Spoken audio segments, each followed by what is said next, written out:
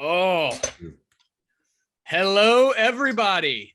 Welcome to the Gaming and Drinking Cast. We're back after a little hiatus. Episode 13. Cheers. I'm Adam Gogan. I'm here with my buddy Travis Casey. That's me. Yes, sir. And, St. Patty's Day is right around the corner.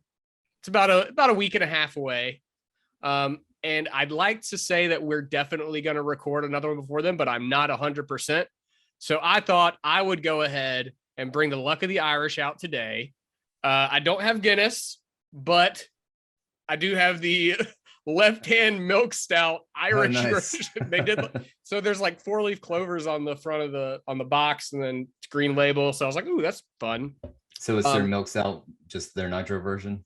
Yeah, it's the nitro milk stout, which I've had before. It's pretty good. You got to do a hard pour on it. Yeah. Yeah. Very nice. Very nice. The audio listen. That probably played just as well for the audio listeners as the video. Did it sound good? It did sound good. Ooh, look at that. That's pretty. Yeah, that is pretty. Oh yeah.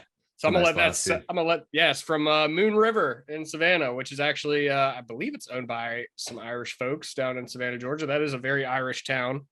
So thought I'd bust out my Savannah glass for that. Nice. Yeah, so I'm gonna let that settle for a second. What you drinking? So I have D9 Wild Things. This is the Superstitious Pigeons. It is an ale brewed with peanut butter and raspberries. And this is not a spoiler alert. I am a very big peanut butter fan, especially peanut butter and beer. This is not my only peanut butter beer that I'm gonna have tonight. So, dude, that one tastes. I've had that one. And it tastes like you're eating a Smucker's Uncrustable sandwich. Is a delicious thing. So I have the thing about these peanut butter beers is like some of them are like note perfect. They really hit the peanut butter. It goes well with the chocolate, usually a stout or a porter. But this is an ale, and these can be really off, like either too sweet and all you get is the like sweetness of the jelly flavor they've added to it. And barely any peanut butter, or it just tastes like an ale and like somebody is yelling the word peanut butter from the other room. And that's also a problem. Well, let's see what you think there. Smell it first. Get a nice whiff. You were dead on. That tastes just like an Uncrustable. Smells like it too. One too. Yeah, that's really good. That's a weird beer, but I like it a lot. The raspberry jam on the back end actually tastes like raspberry jam. So usually when you get the that like schnozberries taste like schnozberries. Yeah. Usually when you get the jammy flavors, it builds up on the front end, and that's like the first thing you taste, and it's too sweet. But that was what there's an Edmonds Oast one that people tend to really like. And I don't think it's good at all. And because of that, like you just get that like juicy jammy flavor up front, and the peanut butter kind of barely is there. I don't like that one. This is a lot better to me. This is a very, very good beer. Okay. I'm excited about that. Yeah, and it's got a little like it's almost sour. Yeah, it does have a little bit of a soury, like especially the texture of it is kind of soury.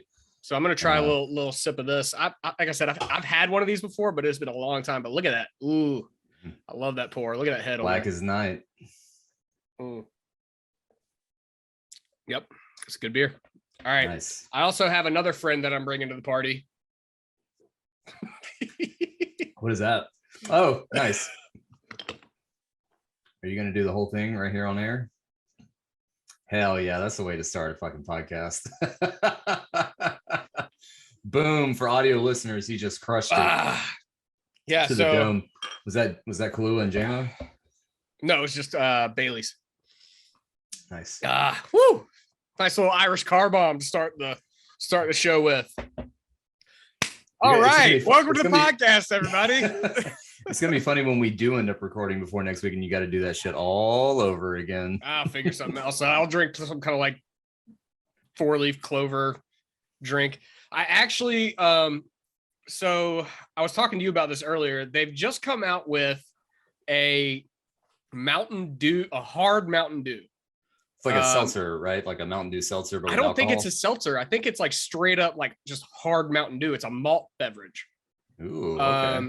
That sounds pretty good. Yeah, I sent Ben. I remember when I saw the press release on Twitter, and I sent it to Ben, and he was like, "We got to find this," and that we haven't seen it since. So I was on a mission today. I was over in Lexington for work, and so I stopped by Lowe's Foods in Lexington because I know they have an awesome beer selection. And I also heard on Facebook somewhere that they had it. So I went there and I searched around for like 20 minutes, couldn't find it, asked one of the girls that worked there. She said they don't have it. So then I was like, all right, I'm going to call Wes over at Greens. So I called Wes, which Greens, if you're not from around here, is like one of the biggest liquor stores in South Carolina. Yeah, it's like a big beverage outlet.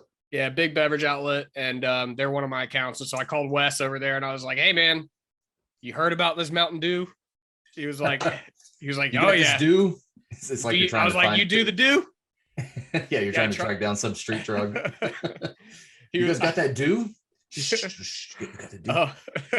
He was like, man, I've been asking about it, but the thing is, it was supposed to be distributed through some big beer distributor, but it's actually being distributed by Pepsi. And Pepsi, it's probably, yeah, and they probably have to get new licenses. They've got to get a liquor license, and so they're waiting. So right now, it's only distributed in a couple of very small markets.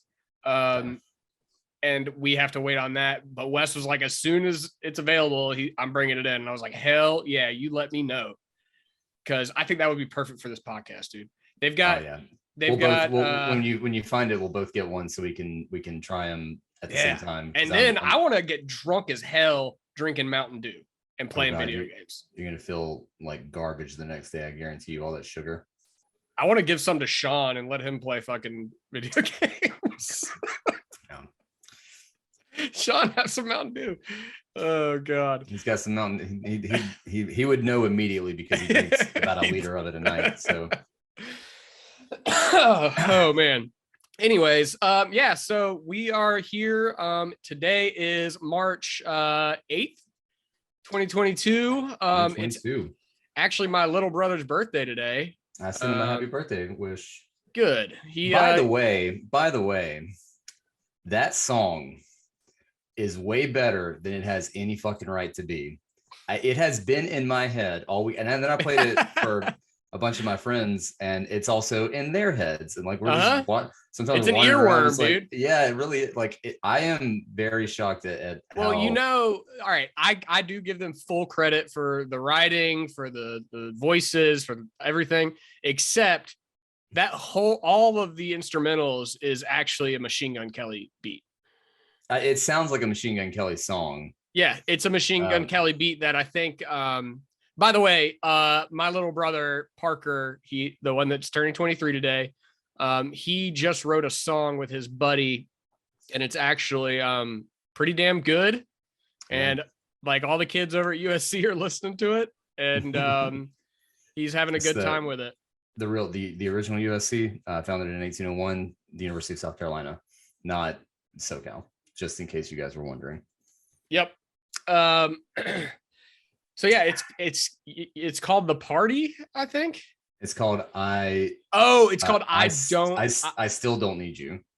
Or I in parentheses don't need you. That's what it's called. Yeah, I parentheses don't need you. Mm-hmm. And he originally they were gonna call it The Party, but I told Parker, I was like, you know that I wrote one song in college and it was called The Party, right? He was like, yeah, I know. It was an homage. I was like, man, kid looks up to me. I appreciate it. But yeah, it's really good. You should check it out. It's called I don't need you. That is a better title than The Party for that particular song anyway. Yeah. So yeah. Because the earworm is I don't need you at this party. So yeah. Yeah. Parker's verse is also like ultimate Parker, like unleashed. Like it is just so pure. It is like pure Parker. But that's what makes good music, is if you're being purely yourself. So I know, and trust me, it is definitely a reflection of his personality. And I was like, I couldn't, like when you're first listening to something, you can't really like you're getting to know it, so you don't immediately know who is what part and all that stuff. But as soon as Parker started doing that part, I was like, oh, this is Parker's verse. I got it. Dude, did you see the picture that they took? Yeah, they're both wearing these like weird kimonos in front of the stadium. Like I think they're dashikis, dude. Oh, are they? I think they're either way. So he after he got done taking that, he comes over to my apartment and he's like, hey dude, we're about to go take like the album cover picture for the song. Do you have anything cool I could put in this picture? I was like, I don't know. And he's like, all right, well, I'm gonna come over. I was like, I might have some stuff. He's like, we're just making it random as hell, so just give me whatever. And so he comes over, and I give him my Doom Marine helmet. I was like, you can take this and put it on. I don't know what the fuck. And then I've also got like this wooden like pallet. My parents got a guy, they were at a concert drunk, and there was a guy doing paintings on pallet boards. And he was really fucking good. And so they got him to paint a gamecock on some pallet wood. And I've got that hung up on the living room. I was like, you can take that too, since you like go to USC, that'd be cool. So he takes that and the helmet. And then when he shows me the picture, neither of those things are in it. None of that's in there. It's just them sitting there staring at the camera. They were on the Rosewood train bridge. Okay. That's where they were sitting. They like walked into the middle of the bridge and sat on it and took that picture. And then got the stadium in the background with the on that bridge. Yeah, that I mean, to be fair, the only time that train is ever going to be used is if it's in the middle of like rush hour when everyone's driving by. So true. If there's no one out there, then they're probably fine, because the train is not going to come by then, because it wouldn't bother anybody. You got to get optimal shit time for the I was coming home the other night at like 8 o'clock, maybe 8:30 at night, and went down,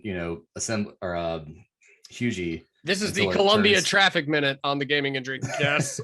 And I swear, if you know me, you know that I fucking hate these trains in Columbia, because they only come when you're waiting for something. I think you hate everyone that's on the road in Columbia, though. That's probably true, but especially train. It's especially bad train wise, because like I always imagine that if you're not from Columbia and you don't know anything about the city, and you come down and you're like, oh, I'm going to a business meeting, or I'm leaving my hotel, I got to be at this meeting in like 10 minutes, and you get stopped by a train, because these are not fast, 5-minute trains. You're guaranteed to be sitting there for about 15 minutes. They're big honking lumbering trains. Yes, and they will make you late for whatever you are doing. And it started when I was in college going to USC.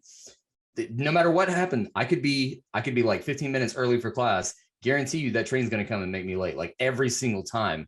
So that's when it started, and it's just gotten worse over the years as I've gotten older, because then I have less patience for things. But I was coming home the other night, and there's this train, and I swear it was one of those where, and I know this happens all the time. I'm sure there's a reason for it. I'm not a train person, whatever, but like it's one of those. You don't know a bunch of model trains? I'm not a model train guy. No, that I would be if I could afford it. Yeah, the space for it. I have, so like the train's coming, and then it stops, and then it reverses, and then it goes forward again, and I'm like, oh, why? I just don't. And then like I can't. I just want to know what people who are not from this town think when they see that shit. Like they're like, this is a major metropolitan city, right? Like, why is I think there's got to be a lumber yard or like a train yard right adjacent to downtown. That's the only excuse I can think of. Must be, but still, like, can you imagine like going to like Charlotte and seeing this kind of, because like the Charlotte trains are like super fast. Dude, in Charlotte, like someone would get out and murder the engineer. blow up the whole train or something. Fucking GTA Online that shit.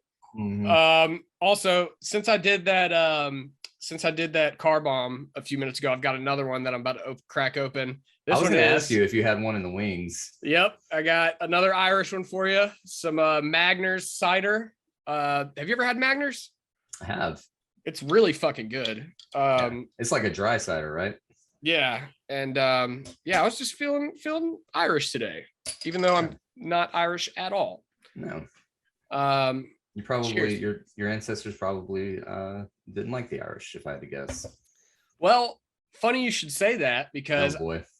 I looked up like my last name on like Ancestry, and it says it's French, or no, not French. It says it's Irish, which is really weird to me considering your French background.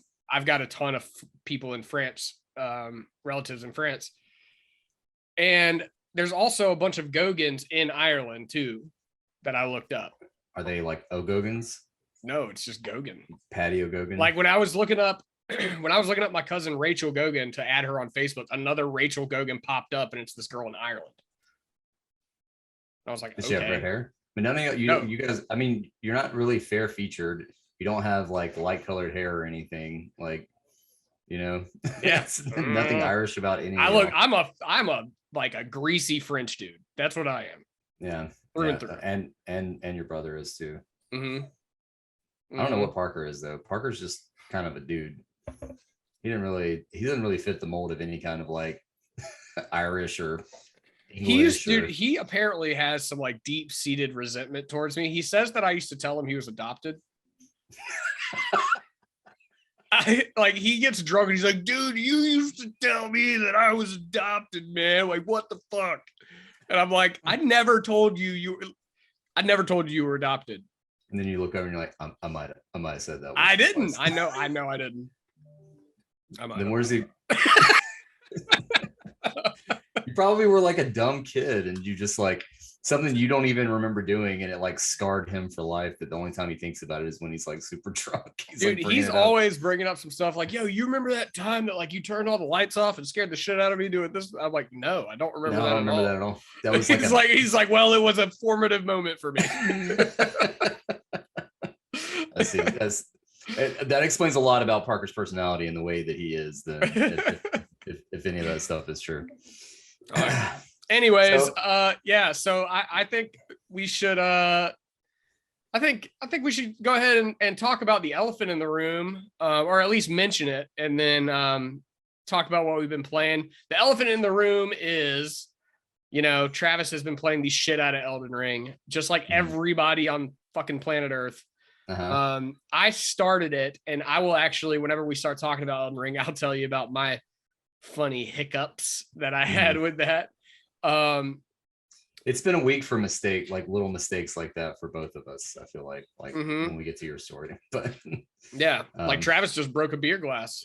A beer glass. I got the wrong light bulbs at Target it was like a regular wattage, a regular light bulb like lamp, and I got these like itty bitty tiny Christmas tree socketed type things, which were like sold with everything else. Like I didn't even look. I was just like, oh, this looks cool. HD lighting. Like I'm sure that's just a buzzword, and then I looked at it and I was like, oh, that's like actual. Is that like the 3-prong ones? It's like, no, it's just see how skinny yeah. And that's like the actual size of it. Like has a socket? That's for like outdoor lamps, I think. No, it says indoor lighting. Because it's got like all these little there's like bedroom and it says whole home actually. But that's weird. I think it's for like those light strips that you can get that have like multiple things on them and they go all the way down. Like like a chandelier kind of thing. Yeah, exactly. And I'm not really sure why I didn't think about it, but I just like was walking by. I was like, I need new lighting for the podcast, and that's why my lighting looks a little different. If you guys like it, let me know, and maybe I'll try to make this look similar. Because the one that I bought, I'm gonna buy the same thing, but just for the right size, because it's dimmable, so I can actually make it a softer lighting if this is cool. Do you have a dimmer switch on your light? It's one of the chop like the tick. Okay, yeah. So we'll see how that goes. But anyway, so been playing Elden Ring. But I think you want to start with I figure we'll dive. That's going to be probably the meat and potatoes of this podcast. But we'll do that in the second half. I did start Elden Ring, but one of my best friends doesn't play a lot of video games, and one that he recently got a PS5, which pisses me off to no end. Fuck you, Mac, if you're listening to this. For having a PS5 before. The guy that doesn't play a lot of video games got his PS5. Yeah. So on the last episode, or maybe it was a couple episodes ago, I remember telling people about how I have a buddy of mine who enjoys buying PS5s and selling them at cost to friends. Mac was the guy that bought it from him at cost last time, like right before I was able to jump on it. Nice. So Matt got a PS5, and one of the games he's playing, I think it's part of the PS4 collection on PS5, is Ghost of Tsushima. Is that in the PS? No. Okay. It was a PS Plus free game though, right? No. No, Legends was. Legends was this month, just okay. This month. I think he got it on sale or something. But he's been playing Ghost of Tsushima for a few weeks, and I started Ghost of Tsushima like when it first came out, and then fell off of it for something else. Something else came out. I can't remember what it was. But I started it, got through Act 1, and then dropped off. And Mac was telling me, Mac and my other buddy Rob, the one that actually does the buying and selling of the PS5s, he is also playing Ghost of Tsushima, and they're like, "Yo, you need to get back into Ghost of Tsushima. We need to get into Legends modes together. Together. Gotta roll up on some people, you know. Gotta roll up on the Ghosts and the Tsushimas, you know. So I restarted Ghost of Tsushima, and man, it's a fun game. Like I've got some strong critiques of it, but I do think overall, it's a really good game. I wouldn't say it's a great game, but I'm really enjoying it. I like it better than I haven't liked most of the recent Assassin's Creed games. And that was going to be my question. Are you an Assassin's Creed, the revamped Assassin's Creed? I tried Origins. I tried Odyssey. Mm-hmm. I didn't try the Valhalla. Viking one. Yeah, Valhalla. I didn't do Valhalla because I was like, man, I've already tried Odyssey, tried Origins. I didn't enjoy them. I'm not going to spend another $60 on Valhalla. But Ghost came out, and I'm really digging it. It takes it back to that. It's more of a old school style Assassin's Creed type of game. Whereas I remember hearing that. Yeah. So like the enemies really, they telegraph the shit out of like attacks that you need to either dodge or parry. Mm-hmm. Which I really, dude, you feel like such a badass. Like I'm probably about 30 hours in right now. And I have just gotten through Act 1, which is a lot, but I am also doing every single side mission that pops up, and going to so like, if you don't know anything about Ghost of Tsushima, there's no, like mini map. There's no HUD really until you start pulling out weapons, and it'll just tell you like how many smoke bombs you have or how many arrows you have. Mm-hmm. But other than that, there's really no HUD. There's no like compass. There's no like route guidance. The way they guide you along in that game is, and this is really neat, and I kind of wish other games would adopt this or something similar. Because it's in feudal Japan, and it's like, you know, back then everything was like very, you know, one with nature and very down to earth, literally. So instead of having any kind of mini map, like you swipe up on the touchpad on your controller, and like it's called the guiding wind, and it'll just like all of a sudden like a strong breeze will blow, and whatever way that wind is going, that's where your next objective is. And that's kind of neat. I really think that's awesome. And the way that they kind of string you along in that game using wind and particle effects is really neat. This is a thing I've been thinking about a lot, especially with Elden Ring, but with Cyberpunk, playing games like that. A lot of times I feel like in an open world game, I'm not looking at the screen and what I'm doing. I'm looking in the top corner at the mini map and like just watching my little dot go. It's like, why am I even playing this beautiful 3D rendered game if I'm not even looking at it and I'm just chasing like points on a map? So I really like whenever they come up with like interesting solutions to that problem. I'm always a big fan of that. I think it works so much better than just like, you know, watching the corner of the screen and just going in that direction and you know, following a preset path or whatever. Yeah, and like they are preset paths. Like don't get me wrong there. It is a path that it takes you along, but you're not having to look in the corner of your screen for it. It's projected. I mean. It's projected on the whole screen. And it's in like a really cool way that they do it that seems very conducive for like the environment and the story they're trying to tell. And also that photo mode that I see people taking pictures of all the Oh, time. I've sent you a bunch of pictures already. Yeah. I've sent a bunch of that photo mode's the shit. Except Jin's eyes, and that, like, Jin is the main character, Jin Sakai, and his eyes, dude, are so uncanny valley dead. Like he looks always like just emotionless like this. Yeah.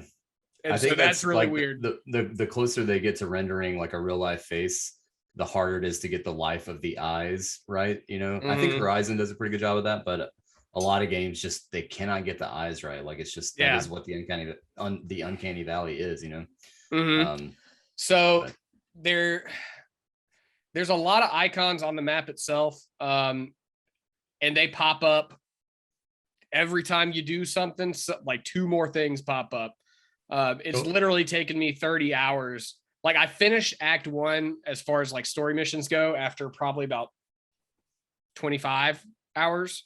And then that's with me. The time mopping it up. That's with me. Like during that time, I was also doing every side mission that popped up. But then like after you finish that final main mission in Act 1, 10 more side missions that are also in the Act 1 zone pop up.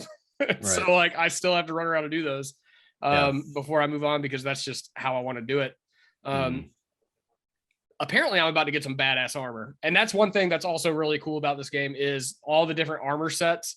They all have their own buffs. And one thing I do wish is that, like, I can't remember which game did this. Spider-Man. Yes, Spider-Man. You could equip whatever buff to whatever suit you wanted in Spider-Man. Once you unlock the suit, you got the buff. Yeah, and I really wish they'd do that in this, because there are a ton of different outfits. They all look extremely different. Like there is a straight up samurai suit with like a helmet with horns on it and shoulder pads that are 2 feet tall. And then there's the Ronin attire that's basically just a kimono. And everything in between.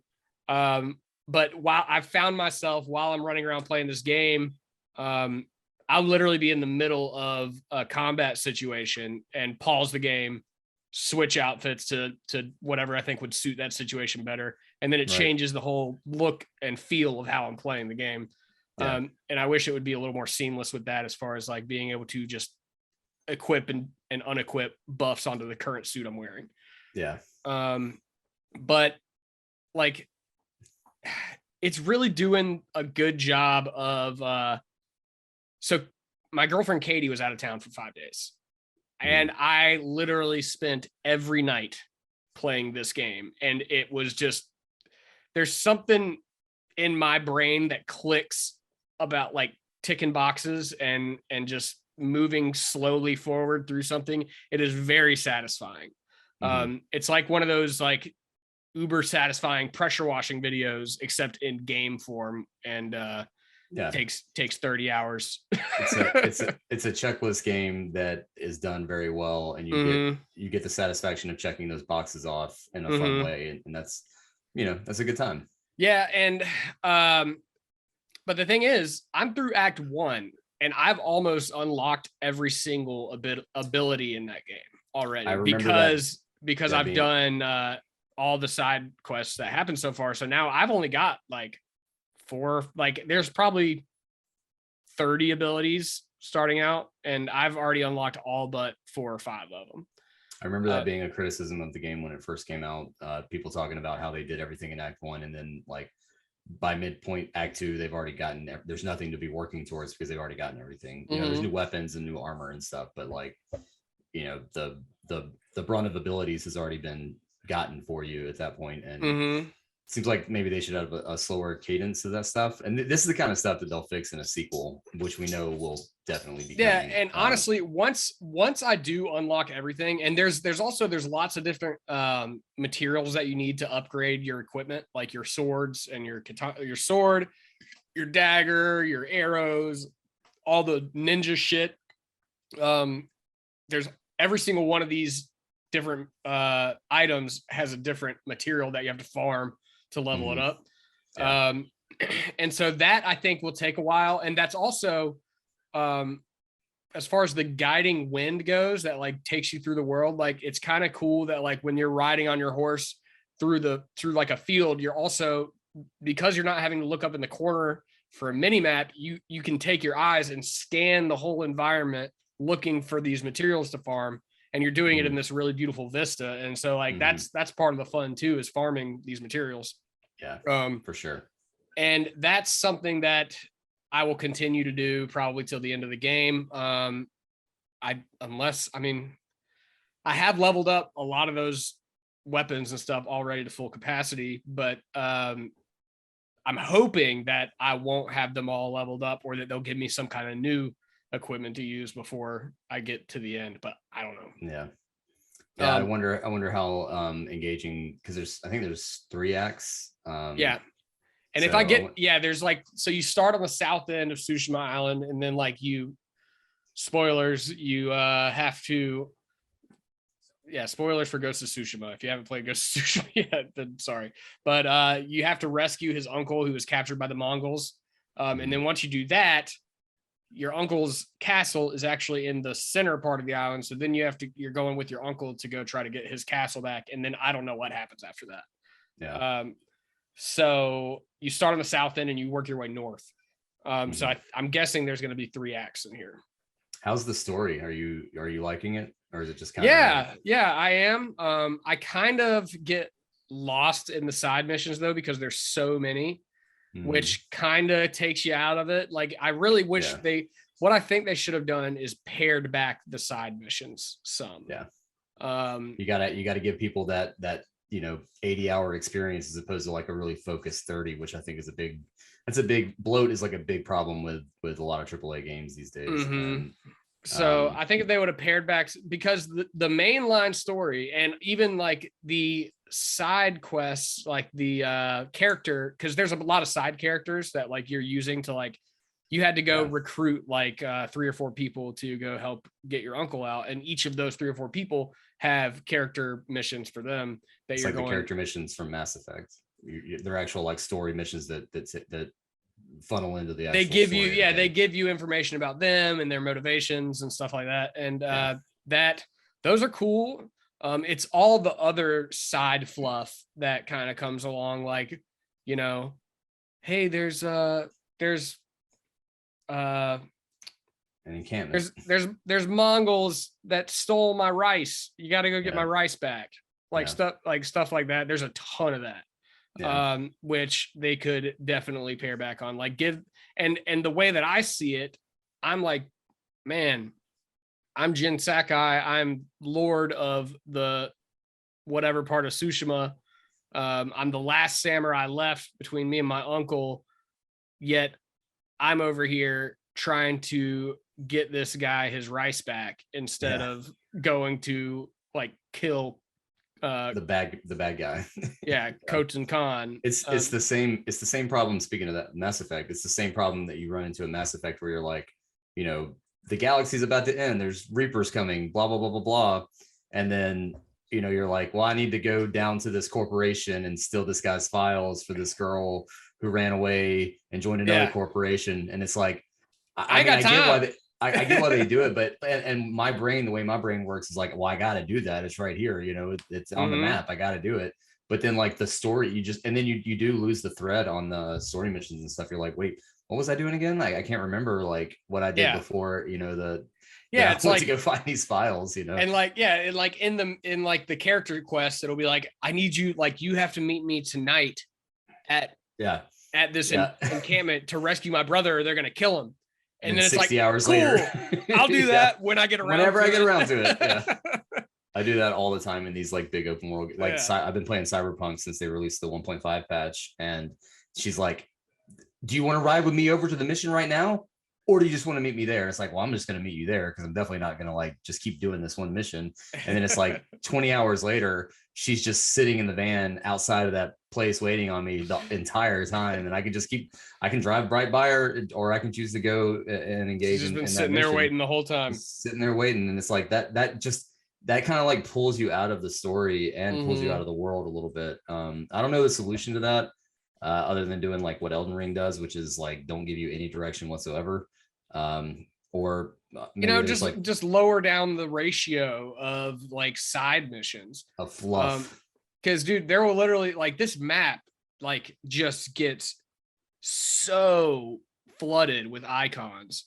That's the Assassin's Creed fucking And like I ain't problem. mad at it because I'm enjoying what I'm doing. Like every time I have to go and fuck up like 20 Mongols in an encampment, I'm having a good time doing I'm it. enjoying it. Like and and you can choose how you want to do it. That's another thing that's really cool is you can either go in there super sneaky and like use your bells and firecrackers and shit to like play it stealth.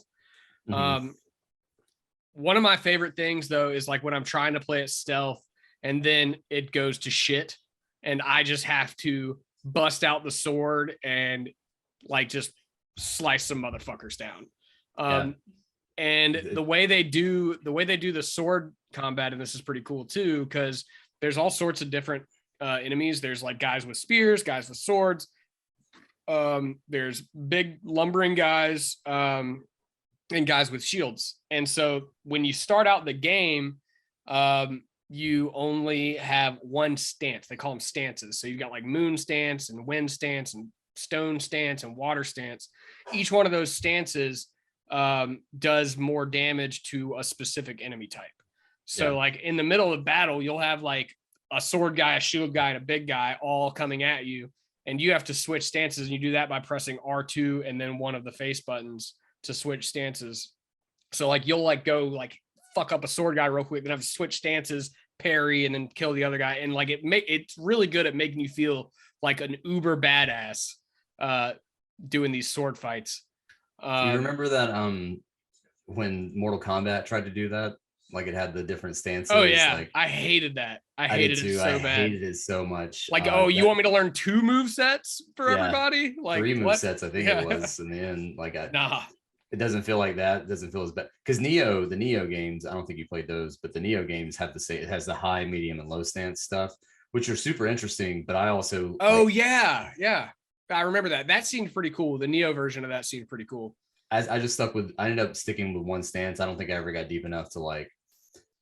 Did you beat try Neo? to figure out? Not the second one. I think I beat the first one, but I definitely did not beat the second one. The second one was really, really hard. Okay. It's doing some cool shit, but I remember. I don't remember who said this. I think it might have been like Timur Hussein or someone like that. They were like, a good Dark Souls clone is still nowhere near the least From Software game of that type. You know, it's like the best Neo game is never even going to come close to the worst Dark Souls game, which I think is absolutely true. There's just some kind of magic in those things. But the high-low stance stuff I think can be interesting, but sometimes it's like you said, I don't want to learn 3 move sets. But if it's like if it's like, okay, the triangle system from like Fire Emblem, if it's like, oh, axes. If this guy's got a shield, I need my axe. If this guy's got a sword, it's exactly what it is. And okay, Ghost. That's way more interesting to me than like 3 different move sets with different weapons. It's literally rock, paper, scissors. And if you're not doing it right, the game is kind of handholdy when it comes to like tutorializing you. If you're not doing, there's a very specific way that it wants you to sword battle. And if you're not doing it right, like if you are attacking a spear guy with the shield stance, instead of the spear stance, like it, because it really like whenever you do a heavy attack, spear stance versus spear, it only takes like 2 hits to stun them. But if you're using any other stance to try to stun this spear guy, it's going to take you 10 hits and and you're going to get swarmed by other people while you're trying to do that. Swarmed. So if you're trying to attack that guy with the wrong stance, like a straight up like thing will pop up in the middle of the screen that'll be like switch to the correct stance. Yeah. And I'm like, well, what if I just want to have a challenging battle? Like, what if I want to like try to use the fucking shield stance against the spear guy? The game's like, no, you're not doing that. No, you ain't doing it, son. They'll parry your shit if you're using the wrong stance. Very nice. Yeah, but I am enjoying that game. Like I said, I've put probably about 30 to 35 hours into it at this point and just finished Act 1. If I get to the point where I've maxed everything out, I'm just going to mainline it. Like, there you go. because that's all I'm trying to do is max everything out and just feel like a total badass before I go into Legends mode. Yeah. You know that Legends though is not. Yeah, it's not connected. I'm super excited about it. You create a new character for Legends mode. I know, and I'm super stoked for that, and I can't wait to report back on that. Yeah, that'll be fun. We can all play because it's a free PS Plus game now. So yeah, but I am enjoying the overarching story is really good. There's a lot of conflicting ideals that he's dealing with, and yeah, that stuff seems interesting to me. Is like the story stuff with him and his uncle and all the other stuff. Yeah, there's a lot of interest, and like even the side characters, they all have really good stories. Like Yuna, this archer chick, or no, she's a thief, and that's who you first ally with, and you know, Samurai Code, you're not supposed to align yourself with a fucking thief for sure. So like that's the start of it. That's the like, boom, here we go. Here's his conflict. Because if he tried to use the samurai way, then, you know, everybody be fucking dead. So it's like either change your moral code or die. And so it's really, it's a really good overarching story. It's a beautiful game. The characters are beautifully rendered, lots of really cool fighting animations. Overall, I would give it probably an 8 out of 10. Nice. Yeah. So anyways, that's Ghost of Tsushima. We still have a lot to talk about with Elden Ring. And I think we should go grab another beer because I'm running real low, and then come back and talk some Elden Ring. What do you think? That sounds good.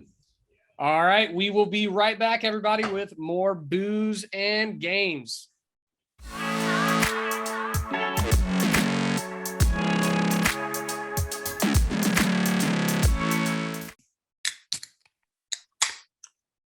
Boom.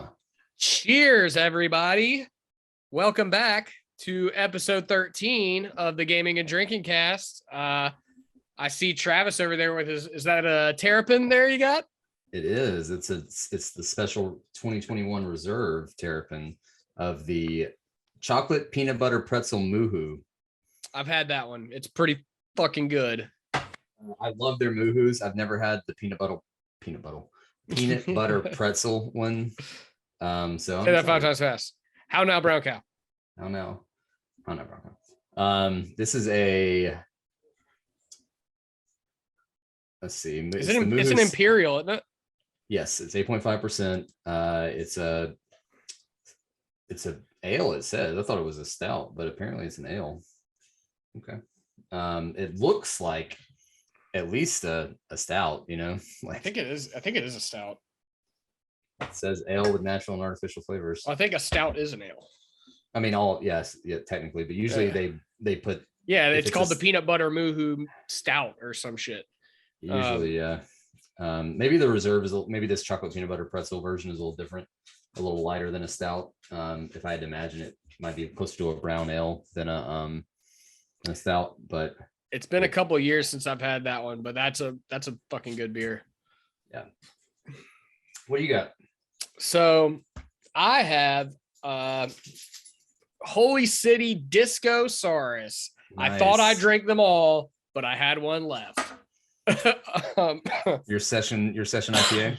Yeah. So this one, Holy City, they're out of North Charleston, South Carolina. Terrapin's out of Athens, Georgia, by the way. So yeah, Terrapin's huge. I think Terrapin's all over, at least all over the Southeast, if not all over the country. Yeah. But Holy City's pretty small. I don't think they distribute that far outside of South Carolina. And this is one of the beers that I sell. It's pretty damn good though. It's a double IPA, nice and full bodied, got a little bit of a haze to it. But I was drinking this. I had, I think 3 one night and then 2 another night, because I didn't know that it was a double IPA because I'm an idiot and I didn't look at the can.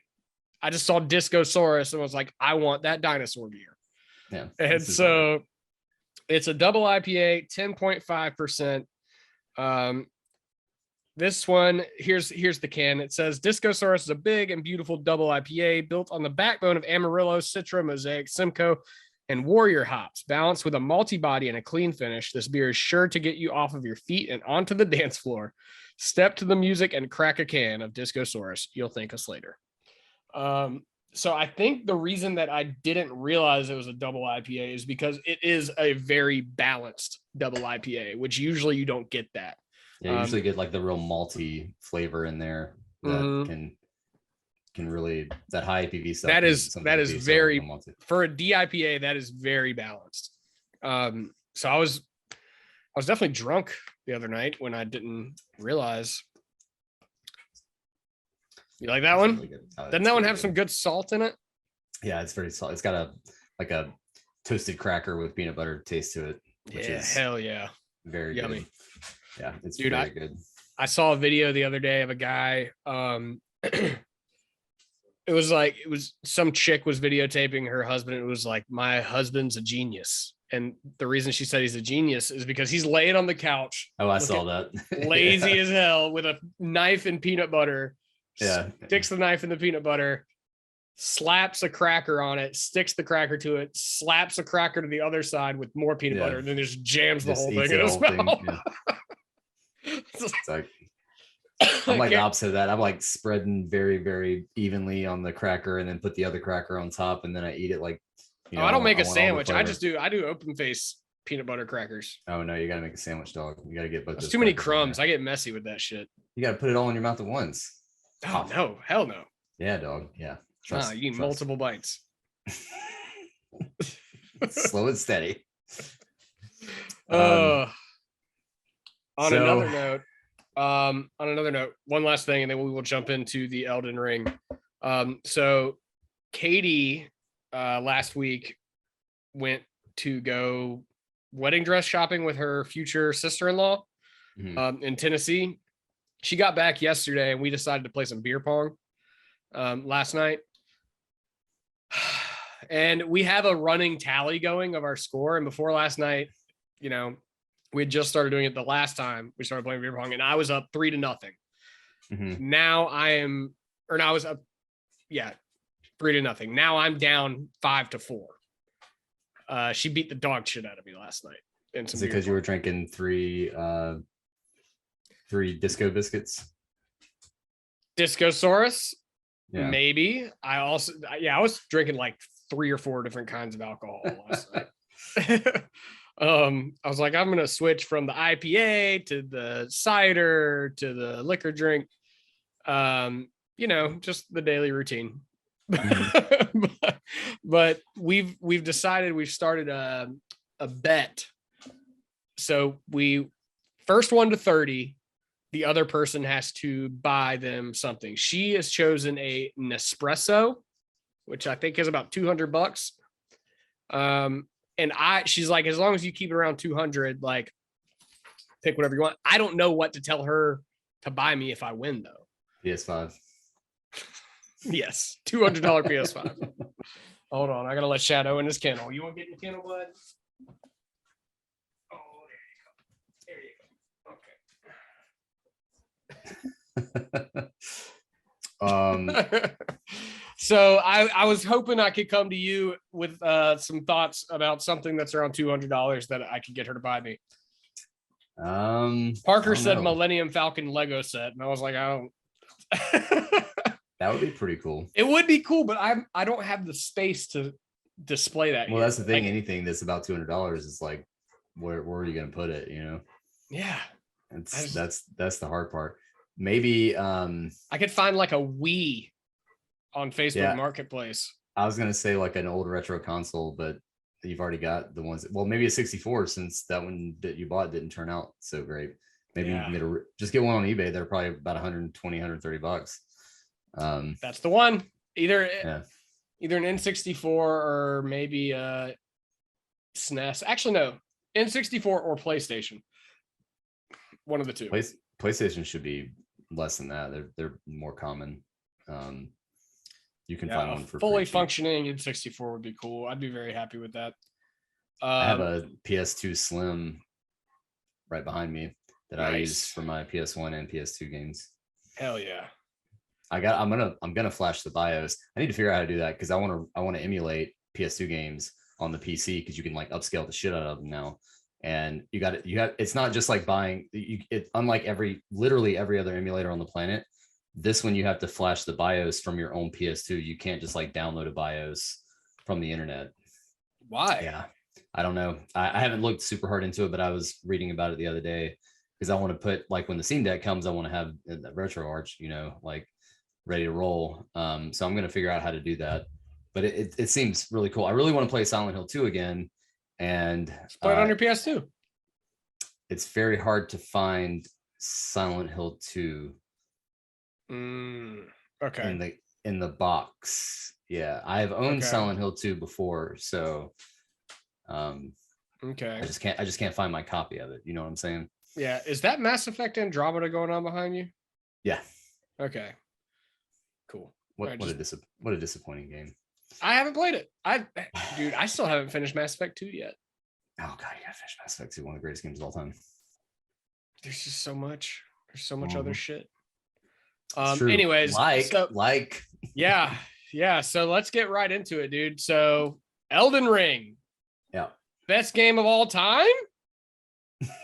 I'm not ready to declare that yet. Elden Ring. If you look at the reviews, then fucking Jesus Christ. Yeah. Like the internet's going nuts over this game. Elden Ring is the new From Software game. It is the guys who made Dark Souls and Bloodborne, some of my favorite games ever. If you like those games, you will probably like this game. If you do not like those games, you might like this game. It's not going to be as off-putting, I think, in general as some of those other games. It is also probably not going to change your mind about Dark Souls in general, because you are still playing Dark Souls combat, Dark Souls movement, Dark Souls weird cheap deaths out of nowhere, stuff like that. Like it is very much still that game, but the open world nature of it makes it so that if you get stuck somewhere, you can just go somewhere else and go do some other shit. There was a period where I like everyone, if you know any discussion about this game, you know that Margit is like the boss that people bottleneck on. That's like the first real test in this game. And I couldn't beat him at first. So I went down south, did all that stuff. And then I went towards the north because I saw something cool and I was like, I want to go see what's over here. And I found this tower and rode this elevator and rode this elevator and rode this elevator. And it went down. I mean, I'm talking, this is probably a minute and a half long elevator. You go down so far. And then, spoilers for Elden Ring, you're in a different, like, you're underground, but the sky is full of stars. It is about the same, from what you can't really tell on the map, but it looks about the same size as the overworld map, which is gigantic, and it's underground. That's crazy. So it's like it's like literally a layer that's just as big as the open world. I don't know if it's just as big, and I doubt it has like the same like legacy dungeons. Legacy dungeons are what they're calling like the bespoke Dark Souls like area, like the castles. Is there a separate map for it? Like whenever you open up your map? Yes. So, well, it's not a separate map. It's like you layer up and down. Gotcha. You know what I mean? Like you go level 1, level 2. And it does change. And you find, just like you find map pieces of the open world in the open world, you find map pieces of the underground in the underground too. And so it changes your map and all that other stuff. That's awesome. It is the God, biggest I can't wait to game. dive into this game. I cannot wait to dive into this game. It's the biggest game that I've ever played. It is bigger than Skyrim. It is bigger than the Mass Effect trilogy. Breath of the Wild? Way bigger than Breath of the Wild. I think Breath of the Wild had a lot going on as far as like Breath of the Wild was bigger than it seems at first, but it's also pretty contained. Like you can get across the map pretty quickly. I don't think you would be able to get across this map. Like, I mean, it takes you. It's if you're not fast traveling, it takes you quite a minute to get from south to north on the Breath of the Wild map. It is pretty big. It's bigger than Skyrim. It's way bigger than Skyrim. Yeah, I don't know. I think the difference between Breath of the Wild is that it's not as like the so like each legacy dungeon in this game is basically a third of a regular Dark Souls game is what it seems, or like a fourth, maybe a little bit, That's a little bit. crazy. It really, it's like the castle, the first castle, Margit's castle you go to, or Stormvale Castle is what it's called. You just have to beat Margit to get into that dungeon, and that dungeon is so big. You like have no idea how big it is when you first get there, because it's layers of different things, and then they added jumping to this game, which is crazy if you're a longtime Dark Souls person. And that jumping leads you to on rooftops and going down like different alleyways and stuff that you normally Question: wouldn't be are able there to jump access. attacks in this game? Yes. Oh yeah. And I was reading something the other day that said your iframes, which are invincibility frames, in your jump is more than your dodge. So instead of dodging, people I are feel like, like, you should just what be jumping. is Yeah, I that? don't. That's but you're I, also not moving out of the way when you're jumping. well, but it technically wouldn't matter because you're the sword or swipe or Yeah, whatever it's is going going to to go go right right through through you. you. But, Uh, with a dodge roll, if you don't time the iframes right, you still have a chance of getting the complete out of the way of whatever attack is coming at you. it With a depends. jump, you are sitting there. If you fuck up those iframes, you're going to get walloped in the fucking head. It kind of depends. So like think about, and I've noticed this about the game where bosses especially have like what seems to be a full grown like spin attack. So like what you would think would normally dodge, they actually just keep going and come back around to where your dodge would end. But if you think about how like Bloodborne worked, Bloodborne didn't have a dodge, it had a dash that if you were locked on, instead of rolling, you would dash forward, dash sideways. And I think that's how the jump is supposed to work, is more of a dash than that. So like if you think about how if a sword guy was swinging around in a big circle, instead of you dodging to the side, you would jump forward, and that would make him, you would actually go inside of his attack as opposed to being on the outside where his sword's going to continue to swing. Just little tactical things like that. They've changed. The combat is very much still Dark Souls. It's way more Dark Souls than Bloodborne, but I think it's definitely hitting more forgivable things with it. The iframes, for instance, seem a little more forgiving than Dark Souls. And also there is a straight up like a shield. I don't even remember what they call it, but basically you block a shield attack and then you hit R2 and it immediately follows up with like a visceral attack. Oh yeah, I love that, dude. That's one of the coolest like feelings. Like you feel like such a badass when you pull that off, and it's really not that hard. Yeah, it's not that hard to pull off. It's not like pulling off a parry or anything. Yeah, so I actually did start this game, and oh god, we haven't even talked about my whole PC situation. Oh yeah. Can we do an aside real quick? Yeah, we'll take a little aside because it leads up to what your Elden Ring discussion. So the reason we haven't done a show in a while is my PC that I got, that I was so excited about when I first got it. It just totally tanked on me out of nowhere. I was actually, because, I've never had a PC before, I was like, you know what? I'm going to try some World of Warcraft. Just get into some like old school MMORPG, just fucking just go do some shit. So I'm playing World of Warcraft. I'm not even in a like raid or anything. I'm literally just running from town to town across a fucking open field. World of Warcraft. Not really pushing my 3060 Ti, I don't think. No, shouldn't be, at least. So out of nowhere, my computer just turns off, just completely fucking tanks. And then for a couple days, I pressed the power button. The fans spin up for about a half a second. A little red light on the motherboard that says CPU flashes red, and then it turns off. It's one of the worst feelings that a man can have, or a person can have, is pushing that button on your computer and having not the startup that is supposed to happen occur. It's just a terrible feeling. So I call the guy that built it, and he suggests unplugging everything from the motherboard and plugging it back in. So I learned a lot about my PC that night. I spent probably 3 hours like taking all the guts out, putting it all back together. and nothing. And so I finally was like, I'm going to take it to a professional. And I took it to a little mom and pop's PC repair place around here. And after running a bunch of tests, they found that it was not the motherboard, which they thought it was at first. It was actually my CPU itself. So I had to get a new CPU. And that's not cheap. That's not cheap at all. One of the most expensive parts of the PC, because you had like an i7 in there, right? Yeah. And so that's expensive.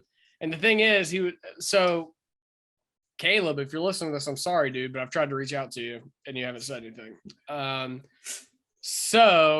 Yeah, basically whenever this dude put it together for me, he installed the motherboard incorrectly. And it shorted, and usually that just shorts the motherboard, but instead it shorted my CPU.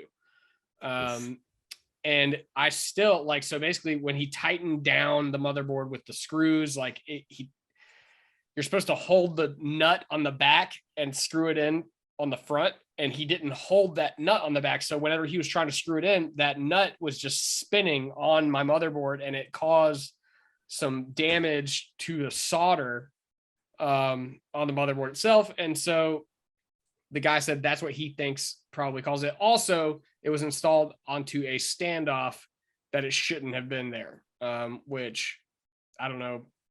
I'm kind of getting into the weeds, but basically a standoff, if it's installed incorrectly, will short out the whole thing.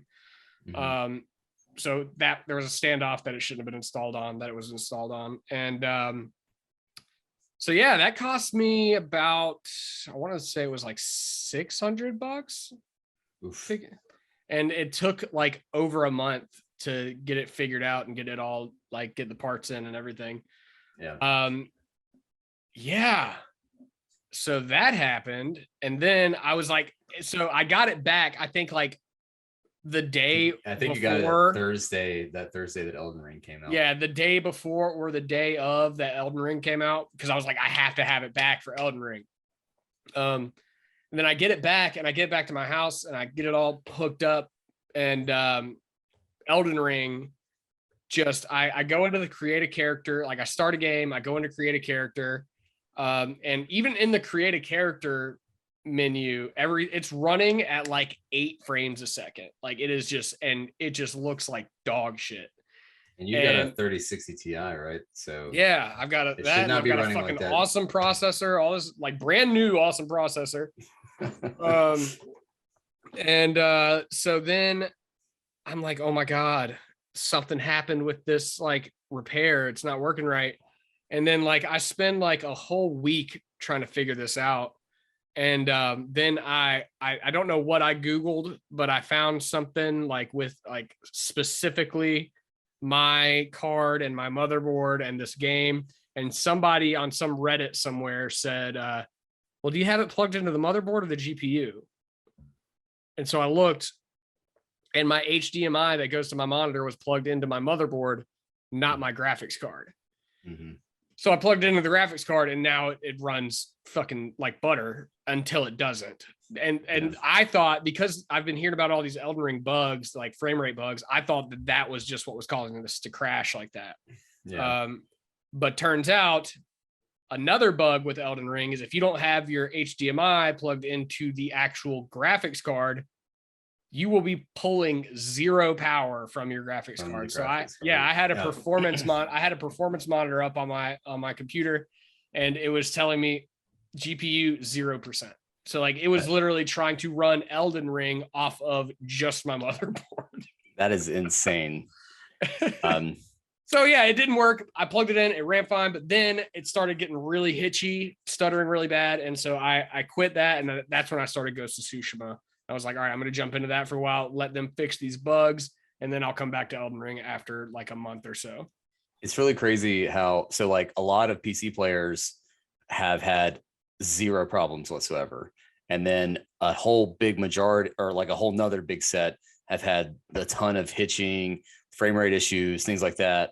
There doesn't seem to be a reason. You can't pinpoint a reason why, because your setup should run it should nuke every single game thrown at it right now. Like there should be no game that you can't run at 60 frames at the very least. And but then like I know people that have like, 1660 Ti's like what I have, and they're running Elden Ring perfectly fine with no issues whatsoever. Like a little bit of slowdown in the open world like I have on my PS5, just part of the big giant open world they've made, but nothing like what you're talking about where you told me that it would be like one of those things where you hit the button and it kind of stops and then it has to like speed forward to catch up to the animation, which that is it's not even like I hit the button. It'll be like I'm walking. The guy will stop walking and then it'll just be like, fast forward to where I'm at like a second later.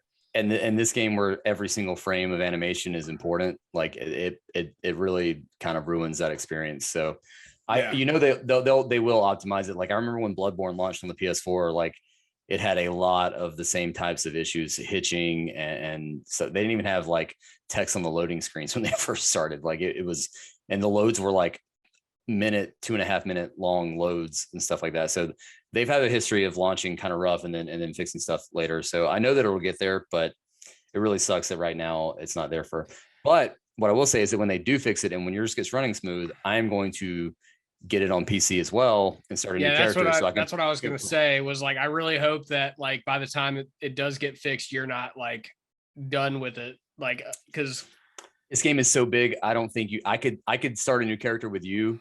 Cause like Sean and I have been running around in my world and doing stuff there and it's super fun. Like every single time it's got a really good multiplayer system that works damn well every single time we've done it. But if we could go to like different areas that I've never been to, because I know there's going to be so many of them, and it's not a game that you would get tired of because there's no like through path. You know what I mean? It's not like you get this quest that tells you to go here. I think you would enjoy helping walk me through that too. Yeah, it would be. It'd be such a different experience. Yeah. Yeah, that game. Oh, I'm so sad that I haven't been able to get into it yet, but I know you have. And what has your experience been like so far? How you liking it? So I like these games. I like these types of games. But this is, I honestly, at first I wasn't digging it as much as I thought I would. I kind of had like I was getting very frustrated with it, which is weird because I'm pretty good at these games normally. Like I'm not a great video game player, but I'm pretty good at From Software games because I know what they ask of me. And I've already put in the time. Dark Souls 1, 2, 3, Bloodborne. Demon's Souls. Yeah, I played Demon's Souls back on PS3 back in 2009.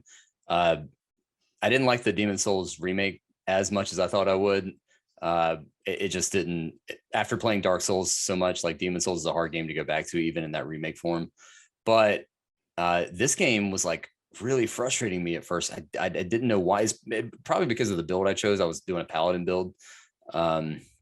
And I wasn't really getting I wasn't able to get to I had to close the gap on a lot of enemies. I had to rely on a shield, which I've been playing a lot of Bloodborne lately. And I have not had to rely on a shield for a while because Bloodborne doesn't have one. Mm-hmm. So I kind of was getting frustrated with that stuff. So at first it was really, really making me angry in a lot of places. And it wasn't even the bosses and stuff. It was just dying in a cave to some random stone gargoyles who swamped me out of nowhere, or stuff like that. I just would find these different little death traps that would really get to me and make me angry. But what I decided to do was okay, I'm going to play by the game's rules. I'm not going to try to just force myself through these areas and stuff. And I hit a point where, I beat Margit and then I beat Godric, which is the first Elden Lord that you come to in Stormville Castle. He's the first big one. And I decided to just go around and explore for a little while, build out the map and stuff. I found a bunch of new abilities. I found a bunch of new items and stuff there's so many items in this game that you're constantly finding stuff and you're like, oh, what does this do? I found a golden thread and a stitching needle. And I was like, what the fuck does this do? And it turns out, and I didn't even know it until I went to the rest of one of the bonfire equivalents. They're called Ashes of Grace. And it alters you can alter your armor and stuff. I don't really know the context of all it. It seemed to make them way less. But it also took down some of the stats, like the defense stats and stuff. That's the best thing that I could describe it as right now. I haven't really delved into it, so I just found this. Is it random, reusable or is it just a one-time consumer? Yeah, no, it's reusable. It's so now this is permanently just like upgrading your souls or dealing with your flask at the grace site, at the site of grace. You now have a permanent unlock to alter your armor. It's called altercation or something like that. Just little things like that. You're constantly finding stuff.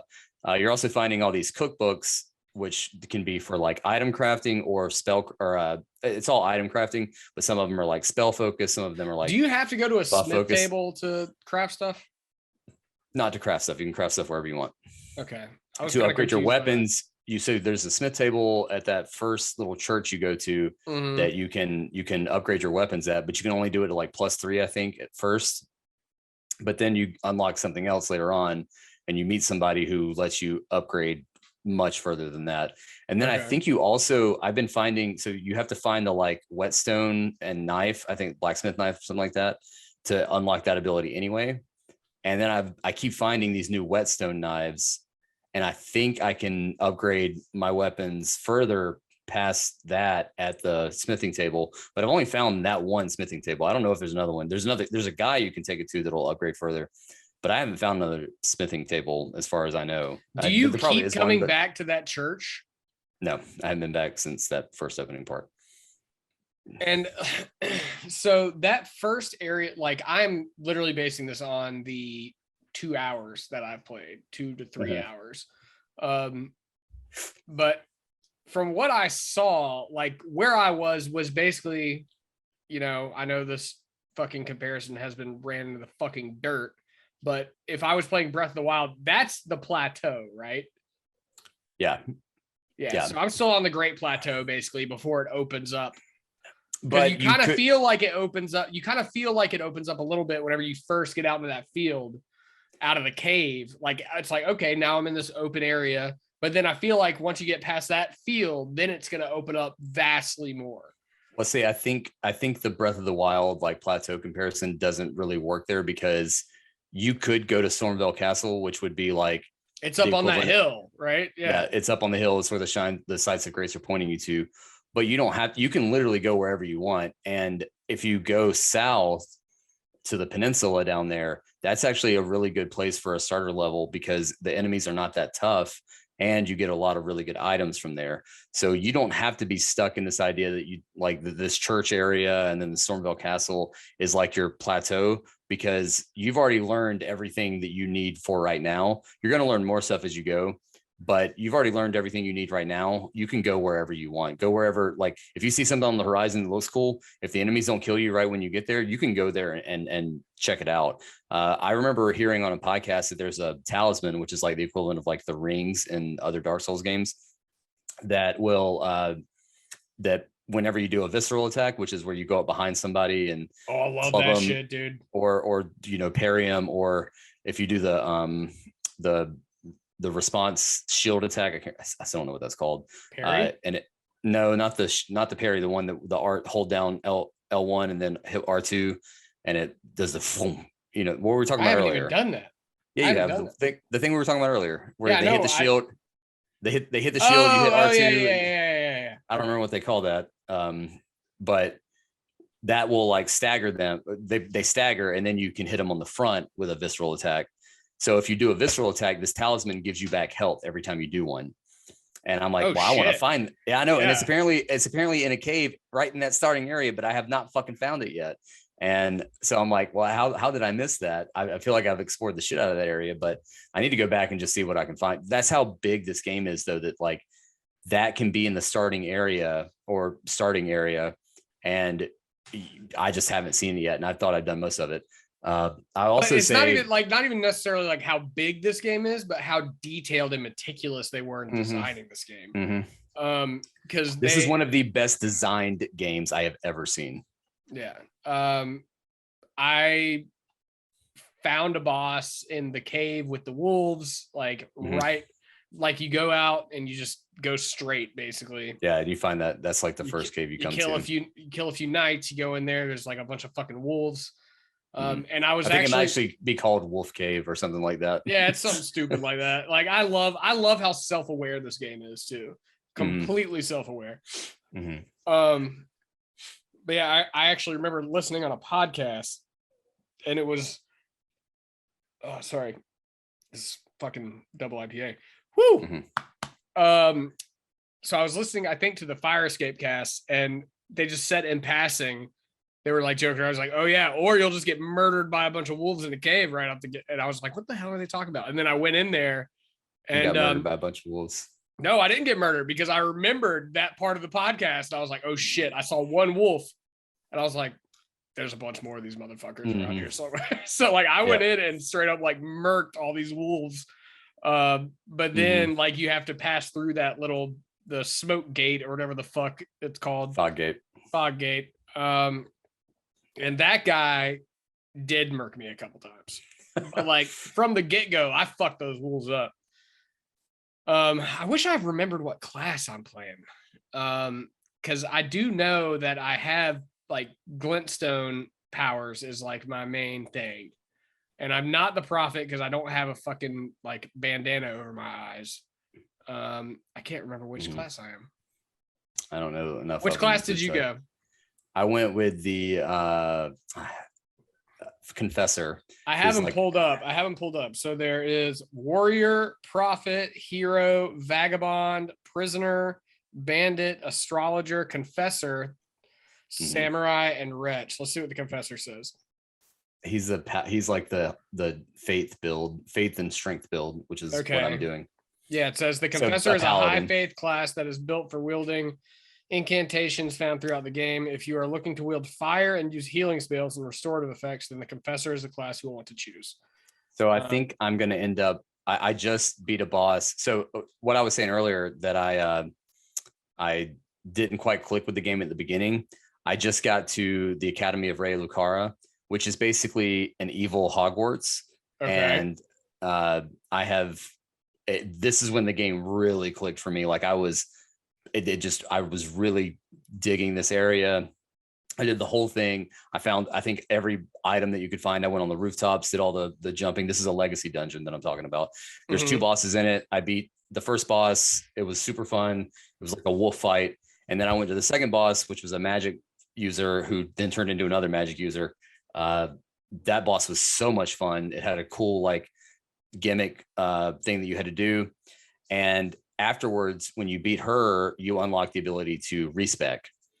It's not just as easy as walking up to her and saying, I want to respec, but you can do it. You have to find an item. Of course you do, because it's a fucking From game. But I think I'm going to respec as a magic caster because I keep seeing videos on Twitter of people just wrecking people with magic spells. So I think I'm going to respec as a magic user. I've also found a bunch of items that spec with magic abilities. And it seems like I can also be like a battle mage, basically, which is, I think, the build I want to do. Like weapons and magic. Stabs and staves. Yeah, weapons and magic. Yep. Because I'm not using a shield. I don't like using the shield. I have a shield and like I have a tiny little shield and a staff. Like that's my character. Like a buckler that you're using to buckler and parry. A staff. Yeah. I don't use the parries in Bloodborne. I use the parries constantly, but in Dark Souls, I've never been good at them. So I think I'm just gonna ditch the shield. It's such a like it's very hard, but I am trying to get good at it. I saw a video of a guy fighting Margit, and he parried every single attack Margit threw at him, and it looked incredible. I know that I'll never be able to do that. I think I'm too old to fucking respect, dude. Yeah, I know it looked amazing. I'd like props to that guy, but like that ain't me. I think I just want to sit back and cast some shit at somebody and oh yeah, that's how I beat. So like I said, my dude does glintstone. I can't remember which fucking class, but like I got my first items that I got for magic was like the glintstone pebble and the glintstone arc. And so the pebble is like a attack that just hits one guy, but it does a good bit of damage. The arc actually sends out an arc wave that like could hit like a whole bunch of enemies. The main reason I wanted to use magic now is because in that academy, I found basically an arc shotgun blast, which does like shoots out like a very like not lengthy projectile of glintstones, but like a ton of them at once, like a big blast out in radius. I was like, oh, that seems fucking cool, because I got hit by one of those by one of the guys in there and it killed me. So I was like, oh, that seems like what starting item did you pick? The golden seed, Okay. which lets you get another flask immediately. Okay. I picked the like ashes of the goblin or whatever. So like, because I knew that like whatever character I am also is good at summoning. Yeah, because you have high magic pool to summon from. Yeah, so I picked that, but I haven't, because I haven't gotten far enough. I haven't gotten to the point where I can actually summon them. So I've got that item there waiting, and it's like I can summon 2 like goblin imps or some shit like right off the bat, and very excited to do that. That will, I think that will change this game for you when you have the ability to summon things, because at the very least, anything you can summon will tank for you. Basically, they it'll draw aggro. And then you can like focus on the boss and stuff. And it's really helpful for like the cave bosses that we've been talking about. Like those guys are not super hard, but sometimes they can be very fucking annoying. So if you have like these guys that you can bring in, and I think this is a game changer. Oh God, excuse me. When people say that this is you all right there? You about to die? Dude, if I watch you die on camera, I'm not gonna be happy. Oh, me either. Thank you for your concern. Don't you make me angry by dying. I think if you're like, this game, people will talk about the accessibility of this game versus the other ones. And I think this is one of the reasons people think it's a little more approachable, is because you can summon these guys. Like I've got this one, it's called like, I can't remember what it's called, but it's like basically these 5 idiots that just run around with you, and they don't do any damage whatsoever. I mean, they do a little, like 10 damage each person, but they just like jump around and like piss off every enemy in sight, and makes them all like come after them. And then you just sneak up behind enemies and start clubbing them. Like it's so much fun to have these dumbasses walking around with me. And I mean, the cool thing about that is it does change the game a lot, and it changes how you can play it, but like you don't have to just pick an idiot. You can pick somebody who's going to do a bunch of damage but not draw a bunch of aggro, or you can pick, at least I assume that's how it's going to be. I don't know, because I haven't delved into it yet. It seems like it depends. So like I have a jellyfish that does poison damage. It's just one. And then I have this like big warrior guy that comes and he does a lot of damage, but he's not very strong. So like he gets killed pretty quickly. And then now I have these 2 idiot archers that do like, they basically do machine gun arrows.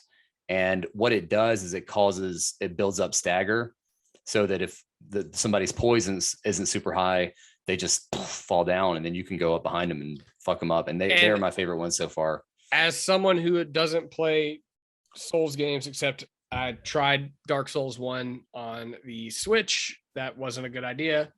It's a bad platform to play that on, I think. Yep. Then I also played I've tried Bloodborne probably a dozen times at this point, but just couldn't get into it like I wanted to. Is there stagger damage in any of them besides Sekiro? Yeah, there's definitely stagger. There's stagger in Bloodborne. I don't think it's done the same way as it's done in this game, where it's definitely like a meter in the background that you don't see, where they eventually just go boom, and you hear the sound, and then you can do the visceral attack. I mean, Bloodborne had it on the parry and stuff like that, but I'm not sure that they had it like a meter. There's not like a stagger meter though. You mean like there is in this game? Yeah, there's one in Sekiro too, right? There is one in Sekiro, but that was an actual meter on screen. This game does not have a meter on screen. Sekiro did. This game didn't have one? Mm-mm. Oh. Sekiro definitely has a meter on screen. That's like more important than doing damage, is building up that stagger meter. And I think what they took from Sekiro, they took that and just made it a background thing, because it's not like, if you don't build that type of character, you don't have to worry about that meter at all. So I think that's why it's not displayed on the screen, but it's definitely happening in almost the same exact way that it's happening in Sekiro. Because you're hitting attacks that aren't necessarily maybe doing a ton of damage, but they're hitting that character for, this amount of stagger, this amount of stagger, this amount of stagger. And then once that meter hits, then they stagger and you can do massive damage, which is cool if you play like that style of character. But if you're like a magic user, you're probably never going to stagger anybody, because magic doesn't really do stagger stuff. So no, but that's why I think, it's funny you say you want to be a battle mage and be able to do weapons and magic. I'm kind of in the same boat. That's why I picked the class that I did, because like I'm using a sword. Like I can basically in my main hand, I have a stave, but then also I can switch that to you start out with a sword and a staff. Mhm. So like I do a lot of the sneaking up behind people and stabbing them and then slicing them and then they're dead. Yeah. But then also like if I'm in a room with a bunch of enemies, you goddamn right I'm pulling out that staff and doing the fucking Arc. magic pebble arc or whatever the fuck. So I got Fruity this pebbles. really this really high damage spell called like Black Flame something. It's a really high faith damage spell, and it does a lot of damage, but it's a very slow cast compared to like how magic is cast. It's like you got to build up to it and then you toss it, and it's got like a low range thing. So I'm like, if I'm doing this, if I'm going for this type of style of play, I might as well just go for the magic style, because I'm going to get more damage, I'm going to get more range, I'm going to get all these other things. But you're using magic right now, right? You're using fire magic. I'm using incantations, which is the faith magic. Yeah. Okay. It's kind of crazy. It's kind of weird to me the way they split the magic up into like faith magic and intelligence magic. It's because I kind of wish it could just be all fucking magic. That's why they do it, so that you can't do that. Like faith is like the paladin style builds where so faith pyromancy used to be a separate thing, and now they've kind of merged it with faith. Faith used to be like, there were some really high level damage faith spells, but for the most part, faith was like a buff. Like you would be buffing your character or whoever came into your game, which I can do. You're going to add shields, you're going to add like holy attack, you're going to do all these other things, and you're going to also get like a flame spell. Magic sorcery is what they call it, is more like I'm doing direct damage to this person, but I'm also weak as shit because all of my stats are put into intelligence and like FP points and stuff like that. So you're like a glass cannon. You're like a World of Warcraft mage at that point, where you're just slinging spells constantly and you're not able to take a lot of damage, but you're doing so much damage that you shouldn't need a shield, because you should never get hit. Like that's the idea behind it. If you're good with that character, you're not going to get hit. Right. And if you do get hit, you get hit once, then you back up and you start slinging more spells. Them again. Yeah. So, hey, real quick though, what do you think about a little beer break? Sounds good. All right. So we will continue this Elden Ring talk. We got lots more to come. We will be right back though with more booze and games.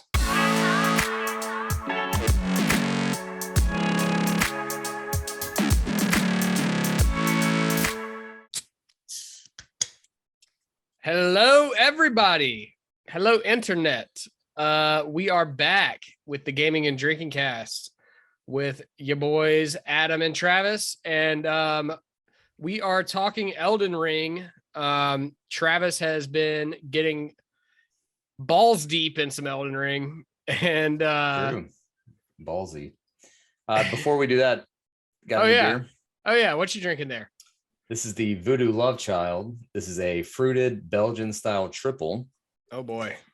And it's not a New Belgium Voodoo. It is actually from Voodoo Brewing Company, which is out of Meadville, Pennsylvania. Okay. I never heard of these guys, but I love a triple. Nobody makes them, or they're harder to find now, unless you import them. So I was like, oh, this looks cool. I like the cover art, or the bottle, the can art. It's a triple, and it's a 9.5%. So yeah, let's see how this goes. It's, there's a few breweries like Trappist breweries in the States, but those have been here for a while. So it's really hard to find like a newer triple. Yeah, you can find like the Charleston fermentory stuff, which is always good. They're very expensive, but they're always good. And then there's not like, you can get like, delirium tremens and stuff like that, but it's not quite the same, I like, what a delirium tremens tastes like at this point, right? So like, it's fun to find places that are doing the homebrew or like the microbrew style of a triple and doing it well. This one, It's okay. It's pretty good. Yeah. It might not be my favorite. Maybe it's because I'm coming off that very flavorful stout that might have eradicated my taste buds. This just doesn't have like a big kick to it. But when I fall out on the floor here from a 9.5%, then maybe I'll just prove myself wrong. Welcome to my weekly podcast beer. I try to have at least one that's in the double digits percentage wise. Oh, we know. So yeah, this one I have right here is actually Brewdog Elvis juice. I had it for the first time the other day. This is one that we also sell here in South Carolina. It is a grapefruit IPA, which it's I know damn good beer too. Yeah, it's a really good grapefruit IPA. So Brewdog, I found out they are based out of Scotland, I think. Yes, they are. But that's probably brewed in Ohio. Yeah, so this is actually brewed in Ohio, but Brewdog, their headquarters is in Scotland. Mm-hmm. And I actually met with a couple of the Brewdog reps a few weeks ago, and they were telling me like how they consider themselves the largest microbrew in the world. That's what they're like, yeah, you know, we're based out of Scotland. We're a microbrewery, but we are international and we're the biggest microbrewery in the world. And in my head, I'm thinking you're not a microbrewery anymore. Yeah. If you've got headquarters in Scotland, yet you've got manufacturers in America, that kind of changes your literally status. The opposite of micro. Yeah, that kind of changes your status. But this one's called Elvis Juice.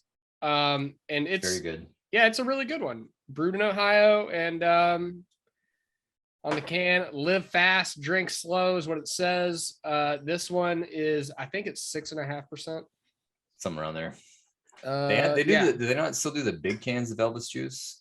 Like they do. 16-ounce cans? They do. Okay. Yeah, there's some stuff with like product getting down here and all that fun stuff. So like if you actually get into the beer distributing part of the beer game, then you start to see some stuff as far as distribution goes that kind of changes the way you think about beers and why they're here or why they're not here. Why they're in what store and why they're in what and how they're in what store and so how like they're displayed. Yeah, so like every time I go into a gas station now, I always look at them, and 80% of the time I'm disappointed. But yeah, Brewdog, good beer, and cheers. So I figured on this side of it, I would just talk about a few moments that I really liked in Elden Ring, that emergent gameplay stuff. And then we could move on to the news and talk about Apex, which season 12 just launched, and we've been playing the shit out of that and having a good time. So spoilers for Elden Ring. If you consider finding stuff spoilers. Stuff. Yeah. Which is basically the only way you can spoil this game, because the story is not what you're there for. Yeah. I love the lore videos that come from Dark Souls games. I watch them obsessively, but you're not going to get what Vadi does on YouTube out of playing the game. I guarantee you that it's just not going to happen. So this is more gameplay stuff. Like, you know, there might be like a treasure chest that teleports you somewhere, that kind of thing. If you don't want to know any of that stuff, tune out for the next 10 to 15 minutes and then come back on the other end of that. So one of my favorite moments that I've had so far, this game is very funny. You said it was self-aware earlier. That's 100% true. It will make you laugh because of your own idiocy. So I was fighting this. So in the Academy of Ray Lucaria, the spell casting place that I'm in right now, I came across a knight who was red. So he looked like he looked like what they call an invader. Like like a person that would invade your world, a PvP person, but he was an NPC version of that. So not an actual human, but he has the same like abilities and techniques that a person like that would have. And he is guarding the boss elevator for the final boss of the Ray Lucaria area. and he fucked me up the first time I went and fought him. And I was like, oh no. And I was like, I could summon somebody, but there's also this platform out here that I just came from. It's this big bridge where these two idiots up top are summoning this big giant bowling ball that comes down and rolls down the encampment. And like the first time I jumped up there, it killed me and it really pissed me off. But then I was like, okay, I know how to dodge it now. I know exactly where the safe spots are on this bridge. So I just watch this ball roll by every time they summon it. I was like, I can take this knight and kite him out onto that bridge and let him get hit by the bowling ball. So I fought him and brought him out onto this bridge. He got hit by the bowling ball. It took him 2 times. It killed me in 1 hit. It took 2 times to kill him. And as he's dying, I'm like standing over his body, like yelling and laughing and doing all this stuff, not even thinking about the fact that that bowling ball is going to come right back down. And it crushed me and killed me as I'm like gloating over this dude's body. Did you have to fight him again after that? No, he was dead completely. He was dead. Like once you beat him, you beat him. But it was just really, and that made it a little bit easier to swallow, like the humor part of it, because I'm like, that's really funny. Like my hubris got in the way of, I'm just like gloating over this dude's dead body, and then the fucking ball just slams down on top of me and kills me. That's like an fucking idiot. Great. It was really funny. But like the fact that you could kite somebody out there like that and do that kind of stuff is like pure Dark Souls. Like that is exactly how Dark Souls works. Like maybe you can't beat him head on. I probably could have beat him head on if I'd have kept throwing my head against it. But I was like, this was the second time I fought him and I beat him. So like, it's kind of like, I didn't have to put all that much time and effort into it. And I had a really good time doing it. And it was super funny. And that's how these games are meant to be played. And like, like they put that there for a reason. So you exactly. Yes. Yeah. If they know what they're doing, if they're going to allow you to break the game, go fucking break it, because it's probably more satisfying than just fighting this dude one-on-one. You get a lot of one-on-one battles in this game. Do something like this and have a good time. That was one of my favorite moments so far, is like fucking get it, like having that like, oh yes moment, and then just the game. And then the game's like, you remember who you are. Smash.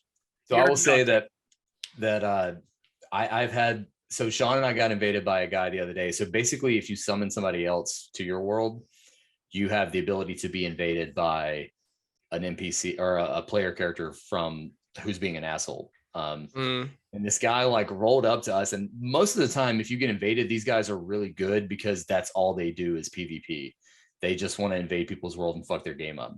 But this guy stepped to me and Sean, and I was like, oh, we're about to get fucked up. And Sean, I like was running towards the guy to try to get to him, and Sean's fighting him. And before I even get there, Sean has like backstabbed him twice, and he's like standing over the dude's body, and the guy's like getting up really slowly, and Sean just like wrecks him like with one more hit, and he just dies. And I was like, okay, maybe this guy should not be invading other people's games right now. As far as like Souls players go, I think Sean is probably the best one that I know. Yeah, Sean's really good. You don't want to invade Sean's fucking game. he punished this dude as soon as he walked in. So because we were trying to fight this big dragon, which also this is one of my favorite moments in the game too. So to get into the Academy of Ray Lucaria, you get to the front gate, and then you find this map that's like, there's a key over here on the map, and you look at it, you kind of have to look at the island formations, and then you're like, okay, I know where this is. So you go over there, and the key is being guarded by this giant dragon. And so I'm like, all right, I can beat this dragon. So you have to fight a dragon to get the key, and then you have to fight another dragon to get into the gate? No. You have to fight the dragon to get the key, and then you just walk in the gate. Okay. So I go up to this dragon. I fight him like 4 or 5 times, and he's not super. The dragon fights are very fun. They're not very frustrating. Like you feel like you know why you died when you died.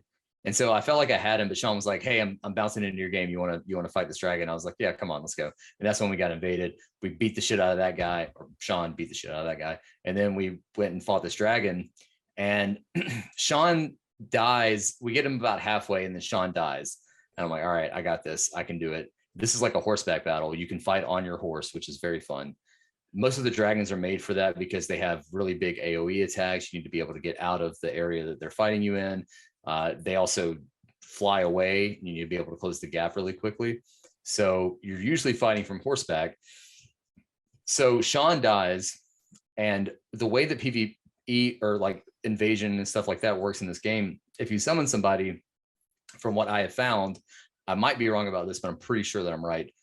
the enemies get a little bit harder. They take more damage. You do less damage to them, and it takes a little bit more to kill them. Because when I was fighting the dragon by myself, each swing would do a certain amount of damage, and then when I was fighting him with Sean, each swing was doing less damage. So when Sean died, and I was still fighting the same thing, I was doing the less damage that was part of when I was fighting with Sean, as opposed to when I was fighting by myself. So I had to continue that fight as the way it was spec'd for 2 players, as opposed to just me by myself. But I kept going. We got him down far enough that I actually beat him on How long that did run. that fight take? Probably about 30 minutes. Wow. That's but awesome. It's epic. It was super. These games are epic in the truest sense, where the fights are epic, the vistas are epic, the stuff you're doing is epic in a way that almost no other game can match. So I got that key, and then I went into this area, and that, like I said, this is where the game really clicked for me. This was the start of it, and then that area that I went into afterwards was like really the solidification of that, and I have been loving the shit out of it ever since. So that was one of my favorite moments. There's so many moments like this in this game that you're going to come across that you are not scripted into the game. Like, you could bypass that whole area. You could actually, what Sean said he did in his game was he just snuck past that dragon, grabbed the key, snuck back out, and then ran to the academy. So like, you can do that if you want to. You don't have to fight that dragon. But I was like, no, fuck that. I'm fighting this fucking dragon. I'm killing this dragon.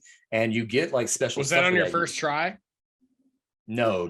I fought him like 6 times before Sean even came into my world. It was like that was mine and Sean's probably 3rd attempt at it. So it wasn't.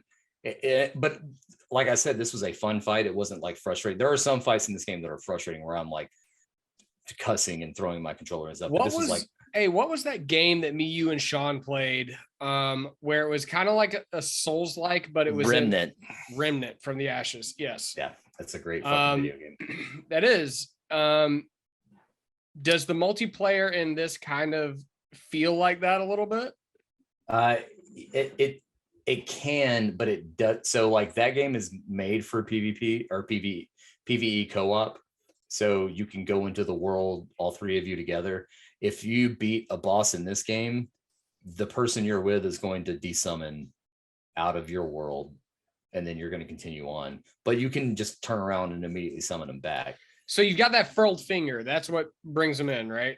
Yeah. Do you have to keep finding furled fingers, or can you just use that? Craft them. Okay. So you craft them, the Erd leaf. Okay. You find, and is that very common? Okay. Super common. Okay. And you also, it's very friendly with it. So like, if you summon somebody, or if you use it to summon somebody, but you don't actually summon them, say you just walk into the boss chamber and don't use it, it doesn't take one of them away from your inventory. You have to actually fully summon someone through before it does that. So it's pretty forgiving in that way. Also, it gives you a ton of them. You can craft them constantly. Like, you're never gonna. I kind of wish that like the game would just like let you bring someone in for multiplayer though. Like, why the hell do you have to? Game. That's just what they do. I know it's just what they do, but like, come on, guys, like, let people have the fun. I get it. I get what you're saying. I think that's a different game though. I think that's why you see games like Remnant and you see games like Neo, those other types of games. They're just a different flavor. From is what it is. And the experience of doing like the Remnant stuff is super fun. It's very different from Dark Souls, but it's got the same like it's got the same kind of like intensity and like anxiety that you get from a Dark Souls game, but it's more friendly as far as what you're saying, like where you can just summon them into your world. You're like, we're done. We're going to tackle all of this. And then everybody gets the, like, so if say you summon me into your world and we beat a boss, and do I get any rewards from that at all? You get all of the XP, the runes from that boss fight. If it drops an item, you will not get that item. Okay. Now, if you're fighting enemies out in the world and they just drop a random item, you will get that item. But bespoke items for that world, like singular items that only drop for like, say, boss characters, or that you find out in the world that are only like one-time things you find out in the world, you don't get those items. But okay. If it's a random that's drop, understandable. That's understandable. but they could still do that while allowing people to just play co-op. But if you think about it, like they do, like I have so many furled finger remedies now that it is like I'm just playing co-op. I just hit the button and go. You know what I mean? Like So it's not even a concern. I was listening to a podcast. I was listening to Kind of Funny Blessing talk about it. And he was saying like basically like to summon someone into the world is kind of a hassle. Like you have to drop something, then they have to go to a certain point in their world and then come into your world. They have to go to the area that you're in. So basically what Sean and I do is we go to the same site of grace because you can just fast travel there.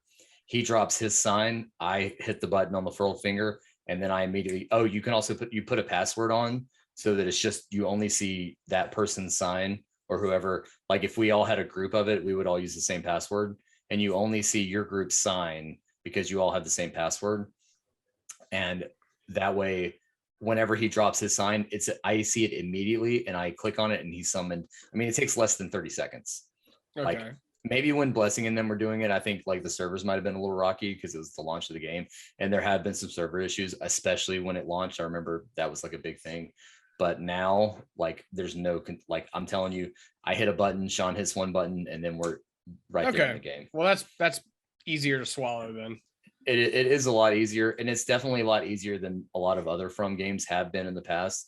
Like they have been kind of obtuse and ridiculous with their requirements, but this game is by far the most friendly when it comes to that kind of stuff. Like you just hit it and you hit it and then you go. And you can, and the other good thing is, so Sean and I went through Stormvale Castle the other day together. We went through the entire castle together. And we didn't get despawned or anything like that. Like we just went through and fucked everything up, and he got all the XP for it. I got all the XP for it. And you can rerun dungeons in this, right? What do you mean? Like say you beat a boss. You can rerun, so you can, those enemies will respawn, the boss will not respawn, but you can put your summon sign outside of a boss chamber and you will get summoned to that boss fight if you want to fight him again. And you can get those runes all over again. Okay. Yeah. So if you want to say, like I was reading, Patrick Klepek, he was talking about his morning routine now as he gets up, he makes his coffee and he puts his summon sign at whatever boss he just recently beat. And he helps somebody else beat that boss that morning. And that's like how he starts his day. And that's like his like morning routine. Yeah. It's like a cool thing that this game allows you to play PvE co-op in a way that maybe is not like it's not Gears of War, but it allows you to do it in a way that is entertaining and fun for you, however way you want to play, however much time you have in your day. You know what I mean? Yeah. And it's kind of different in that instead of like, I guess if say it's in my world and I need help beating a boss, I put out my summon sign and then someone else that has the same area summon sign comes and joins, right? So it's kind of different in that like in most games that like have summoning like that, it's like the only person that can call out the summon is the person that's like going to fight the boss. As someone who wants to go and help someone fight the boss, you can, to be able to be like, I want to do this part of this game right now. Someone call me into that game. Yeah. That doesn't ever happen. I feel like it's a very specific, I want to fight this boss again because I either like this fight or I know it's hard and I want to help people, or whatever reason you have to specifically want to do that fight again. But there are people that like whatever boss chamber you're outside of, you're going to find 1,000 summon signs outside of it because people want to help you fight that boss. So it's a communal experience in a way that you don't really get outside of games like Journey or stuff like that. Like it's not something you see in every other game, and it's done in a way, I think because of the like specificity of how you summon people, it's done in a way that's like, oh, I want to help you. I want to fight this boss. So you summon me into your world and let me help you. You know what I mean? Like it's not like hey, I want to go co-op right now. I don't really know what I want to do. Maybe we start at this level.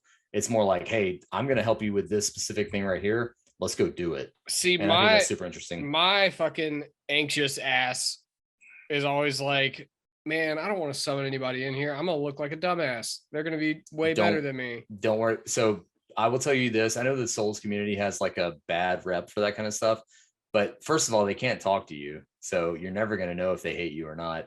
You only see your in-game name. So like if you name, so for instance, the other day I fought with a guy named like Poop Monster or something like that. And it wasn't his like PSN name. It was just whatever he named himself inside of Elden Ring. So they're not going to know who you are.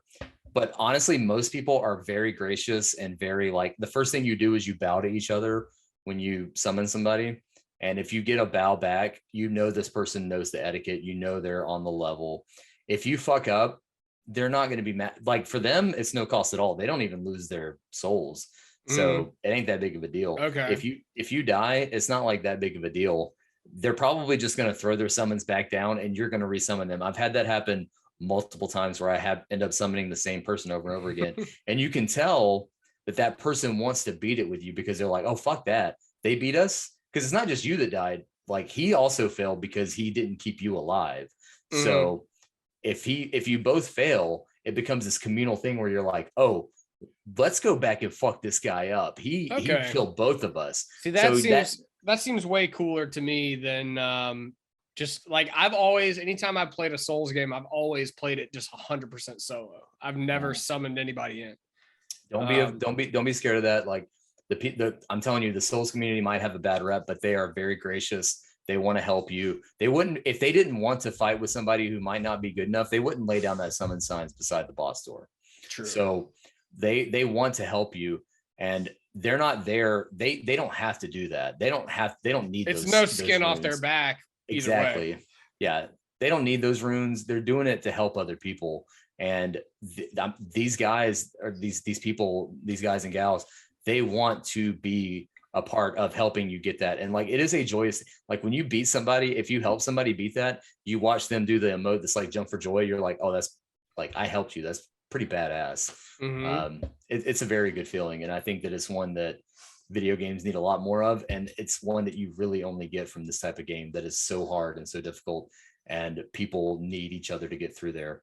The same way that the messages on the ground work and all that other stuff. Like, I can't tell you how many secrets I found because somebody was like, hey, jump over this ledge, or, you know, go right first before you go left, because there's an item over here and there's, you know, the way you're supposed to go is left. That kind of thing. Like it's not a communicated thing. Like like I'm not going to be able to say thank you to that person and like over voice chat, but you can upvote it though. You can upvote it. You can also downvote people who are dickheads, and that, but either way, they get, all that gets them is like a heal in game, but they know that they're helping, like, you know, you're helping someone, and it's a sense of satisfaction all on your own that is so unlike anything else that video games. You're not like helping someone, you know, through a level of Gears of War or something like that. You're literally helping them progress by themselves, but you're part of the journey and in an unspoken way. And I think that is just an unreplicable thing that Dark Souls and this type of game has. Yeah, so I think Dark Souls does that better than anybody as far as just having an unspoken community. But yeah, it's one that I've been hesitant to dive into just because I know I'm bad at these games. I'm telling you, they. But I guess that's how you get better. You play with people who are better than you. Yeah, that's 100%. That's how you get better. And most people, there will be some dickheads out there, and I'm sure you know, but really you're only going to see them on Twitter because they can't talk to you. They wouldn't, the people who are like, get good, bro, they're not going to lay down their summon signs to try to help you out because they don't want to help you out. The people who do want to help you out are going to be like, hey, this is how you fight this boss battle. And they're not going to speak it to you over headset. They're going to show you how to fight that person inside of the world. And that's something that you can't really communicate. You don't have to worry about being bad in a Dark Souls game or in a From game, because if you die, you probably never see that person again anyway. It doesn't really matter. But if they're laying down that summon signs already, they're there to help you and they want to help you. So like, let them help you, and it will make you a better player all around. I'm telling you, it's a good sense of community. I can't wait to get into this game after I beat Sekiro and fuck around in some Legends for a little bit, and then Ghost of Tsushima. Yeah, Ghost of Tsushima Legends. Yeah. Or did not I say Sekiro? You did. Jesus. The other samurai game. All right, before we get into the news, I'm gonna take a quick beer break, and then we'll be right back on the other side, so we can talk about some Apex and some news and stuff. Yep. All right, we'll be right back with more booze and games.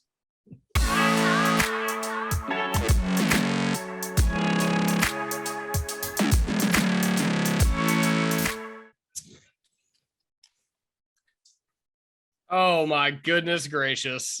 All right. Super light.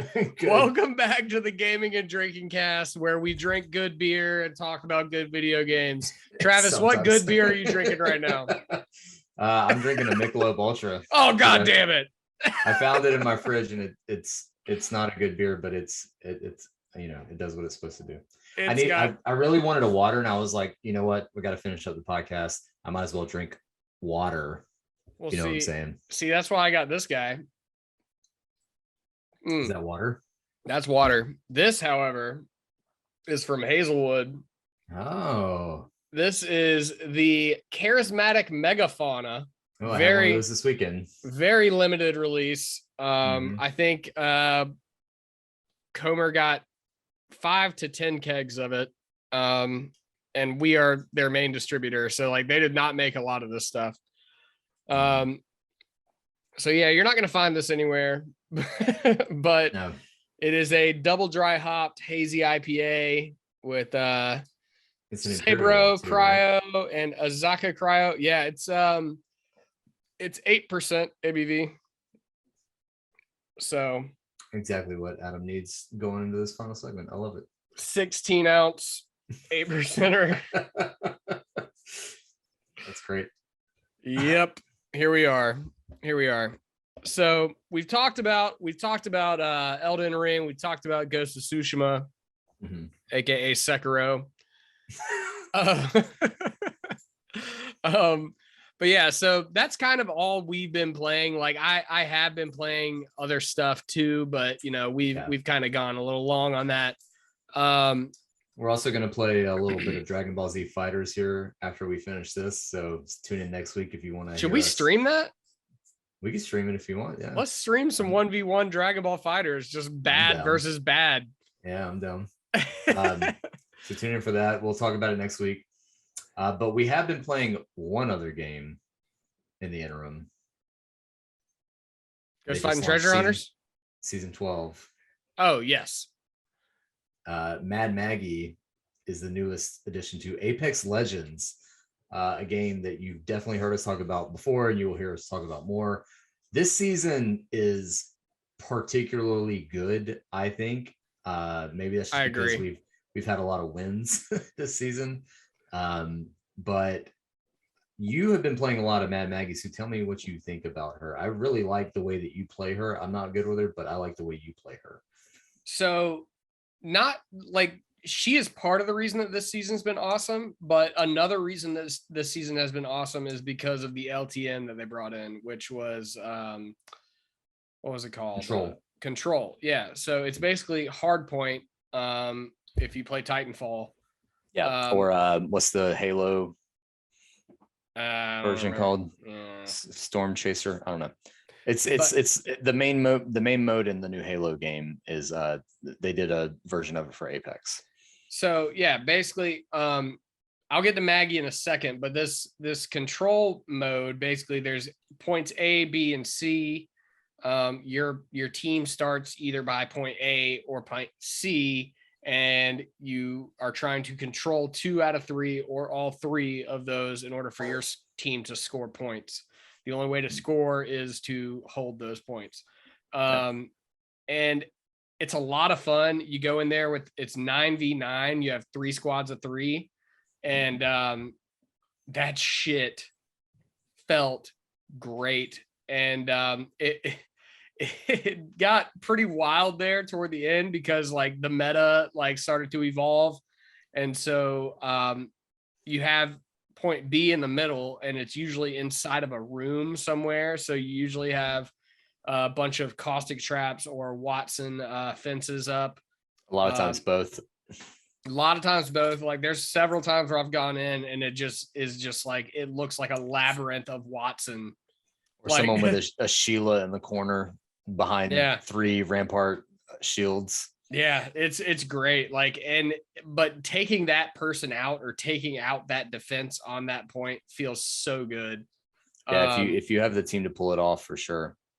But yeah, that mode was great. But the main thing with this season for sure is Mad Maggie. She's the newest character. She, a little bit of background on her if you played Apex Legends. She is the person that blew Fuse's arm off. She was in the Fuse cutscenes, and she was also the announcer for the season that Fuse came into. And she was very funny on that. She's got the same type of humor in her character now on this as a character in the game. Yeah, and so she her passive is that if she's carrying a shotgun, if you're holding a shotgun, she runs faster, which she runs a good bit faster, and it makes for some really good pushing moments where you can just like run in with a shotgun and kind of do a bunch of damage. Combined with her ult, which so her ult is basically she takes out like a giant ball and throws it straight ahead, and everywhere that it bounces, it throws out pads that boost everyone that runs on those pads speed. So like if you're trying to push on another team, if you have Maggie with a shotgun and you throw her ult out, she can be there very fast. And the way that they have buffed the Mozambique over the last couple of seasons, it makes the Mozambique more viable than I ever thought it would be in season 1. Like if you played Apex in season 1 and you picked up a Mozambique, you were like, shit, I might as well just try to punch somebody. Right. But now if you're Maggie and you pick up a Mozambique, a purple bolt, you can do some work with that. You can do a lot of work with that. And especially if you have your ult and you bring your whole team in with you, then it makes for some really good close encounters. Because usually you use her whenever the other team is in an enclosed kind of space. And you can push on them really hard. She combines really well with other offensive people too. So like if you have like a Bloodhound, then you can like use him to find out where people are and then push with her on the inside. And then if you have like say a Wraith or someone like that, you can push on the inside with Maggie, use a Wraith portal, tunnel back out, and have like an escape route if your push doesn't work. Like she combines with other powers in a way that is pretty interesting, I think. Especially and her tactical. Her tactical is it's so one thing that Apex has kind of fallen victim to is people will hide behind things for an insanely long amount of time. Rocks. Giant rocks in particular, or generators or towers or whatever. And her tactical she calls it the drill. It shoots a projectile and it sticks to a wall and then like damages whatever is on the other side. It flames through that wall and does damage DOT. And it's basically Fuse's L1, except that instead of doing like a burst damage, it does like a protracted forward facing damage. So a lot of times the way a battle will go is if you kill, like you'll knock somebody, but then the other teammates will start fucking you up, and so you run away, and then like a couple of guys on the team that you just knocked will stand and block a door, and while they heal that person. And so Maggie is able to penetrate that door and fuck those guys up so they can't come in and res their teammate. And that's gotten us a couple of like team wipes. Yeah, it's very frustrating when you're behind that trying to get through there. Yeah, that's gotten a couple team wipes for us, and she's also very good in arenas. Like I really like her in arenas, because you can get her ult, and I like to get her ult, which again makes your entire team, if they run along this trail, go super fast. Get her ult, throw it out immediately to wherever you want your point to be, and then get there in like 2 seconds. I will say that playing arenas with her made me appreciate arenas a lot more than almost any other character. Like getting to a point before the other team could get there, and then being able to control it and have it locked down is it made it more fun. It really did. I feel like Octane could maybe do the same thing with his jump pad, but it's a little different. You have to slide onto the jump pad and then be able to double jump. You bounce so high in the air though that you kind of telegraph where you're going, whereas Maggie's you're just running along the ground. And I think that's the big difference between the two. Also, Octane, it's harder to control where you're going because you're in the air, and with her you're just running to a point. You know, you can stop at any time. You could verge off the path, and those pads stay around for a long time too. So like if that team tries to fuck with you after you get there, you can then use her speed pads to kind of maneuver around that area very quickly and get to a different point. So yeah, Mad Maggie, I enjoy her a lot. I've always been a fan of the mobility characters. My first main was Pathfinder. My second main was Horizon. Then when Valkyrie came out, she was my main. Now it's like Valkyrie and Mad Maggie are kind of my two mains. Yeah.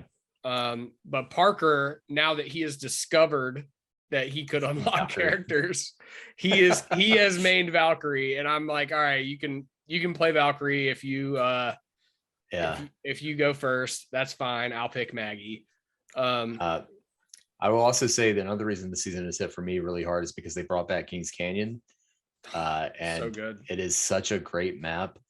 I think all of us are a little down on the newest map. It's really big. I don't think the firefights are particularly exciting. You get third partied every time. You get third partied a lot because it's so big. People are searching for stuff. But when you're in Kings Canyon, there are so many good places to fight there. There's so many good places to land. There's like 3 of my favorite landing spots on one map. You've got Octane's little arena. You have the showdown area, that the airport that Parker likes. And then you have the tower area at the end of the map. I don't even know what you call that has all the holds, which I think is the best. I think that's the best fighting in Apex. I think it's some of the best loot in Apex. It engenders like a lot of weird stuff, like when we all landed and punched that one guy to death when he was running up the ramps, like and we've done that a couple times since then too. Like with if you land solo, you do not land solo there. Yeah, and we've had people in our parties, I won't say who, Parker, that will oftentimes go off by themselves and they get fucked up, and then we try to rescue them and then we end up getting fucked up. Like it's definitely one of those areas where you have to know the map, know where to go, know to stay together. And when people don't do that, then it creates some really fun firefights. Kings Canyon is now, to me, the best map in the game, and the fact that they brought it back for this season and didn't alter it at all, from what I can tell. I don't know if you've noticed anything. I don't think they did. I think because it's already basically the perfect map. Very, very. Only thing I wish is that they'd bring back Mirage Voyage. Mirage Voyage, yeah, for sure. I miss Mirage Voyage. I don't understand how that was like. If they have Mirage Voyage, that was a terrible idea to where it was. Not where it was in the second time they had it, but where it was originally over that snowy embankment. Yeah. Then I think it would be the best map they've ever done. It still is the best map they've ever done, but it would be even better. They've made Olympus a little different. I think it's pretty good. I think the changes they made are smart and fun. But one thing I do like about Storm Point, which was that was last season, right? That they brought in Storm Point. That was the last season, yeah. I do like the prowler dens and the spider dens, because that map is so massive, you could get in easily to the top 8 without seeing someone. And so like they bring in these prowler dens and spider dens so that like even if you haven't seen anybody, and also when you kill those prowlers and those spiders, it does level up your Evo shield. It levels up your shield, and you get drops for those specific guns that you have, and the ammo for those guns too. Yeah. And a lot of times, like if you get in the top 8, top 7, you're running low on ammo. Yeah. So like it's a good opportunity to quickly get where you need to be for that late game stuff. It also allows other teams to start firing and revealing their position. And then you just kind of, that's the thing about the third party thing, is that a lot of times what happens is people start firing on the NPC stuff.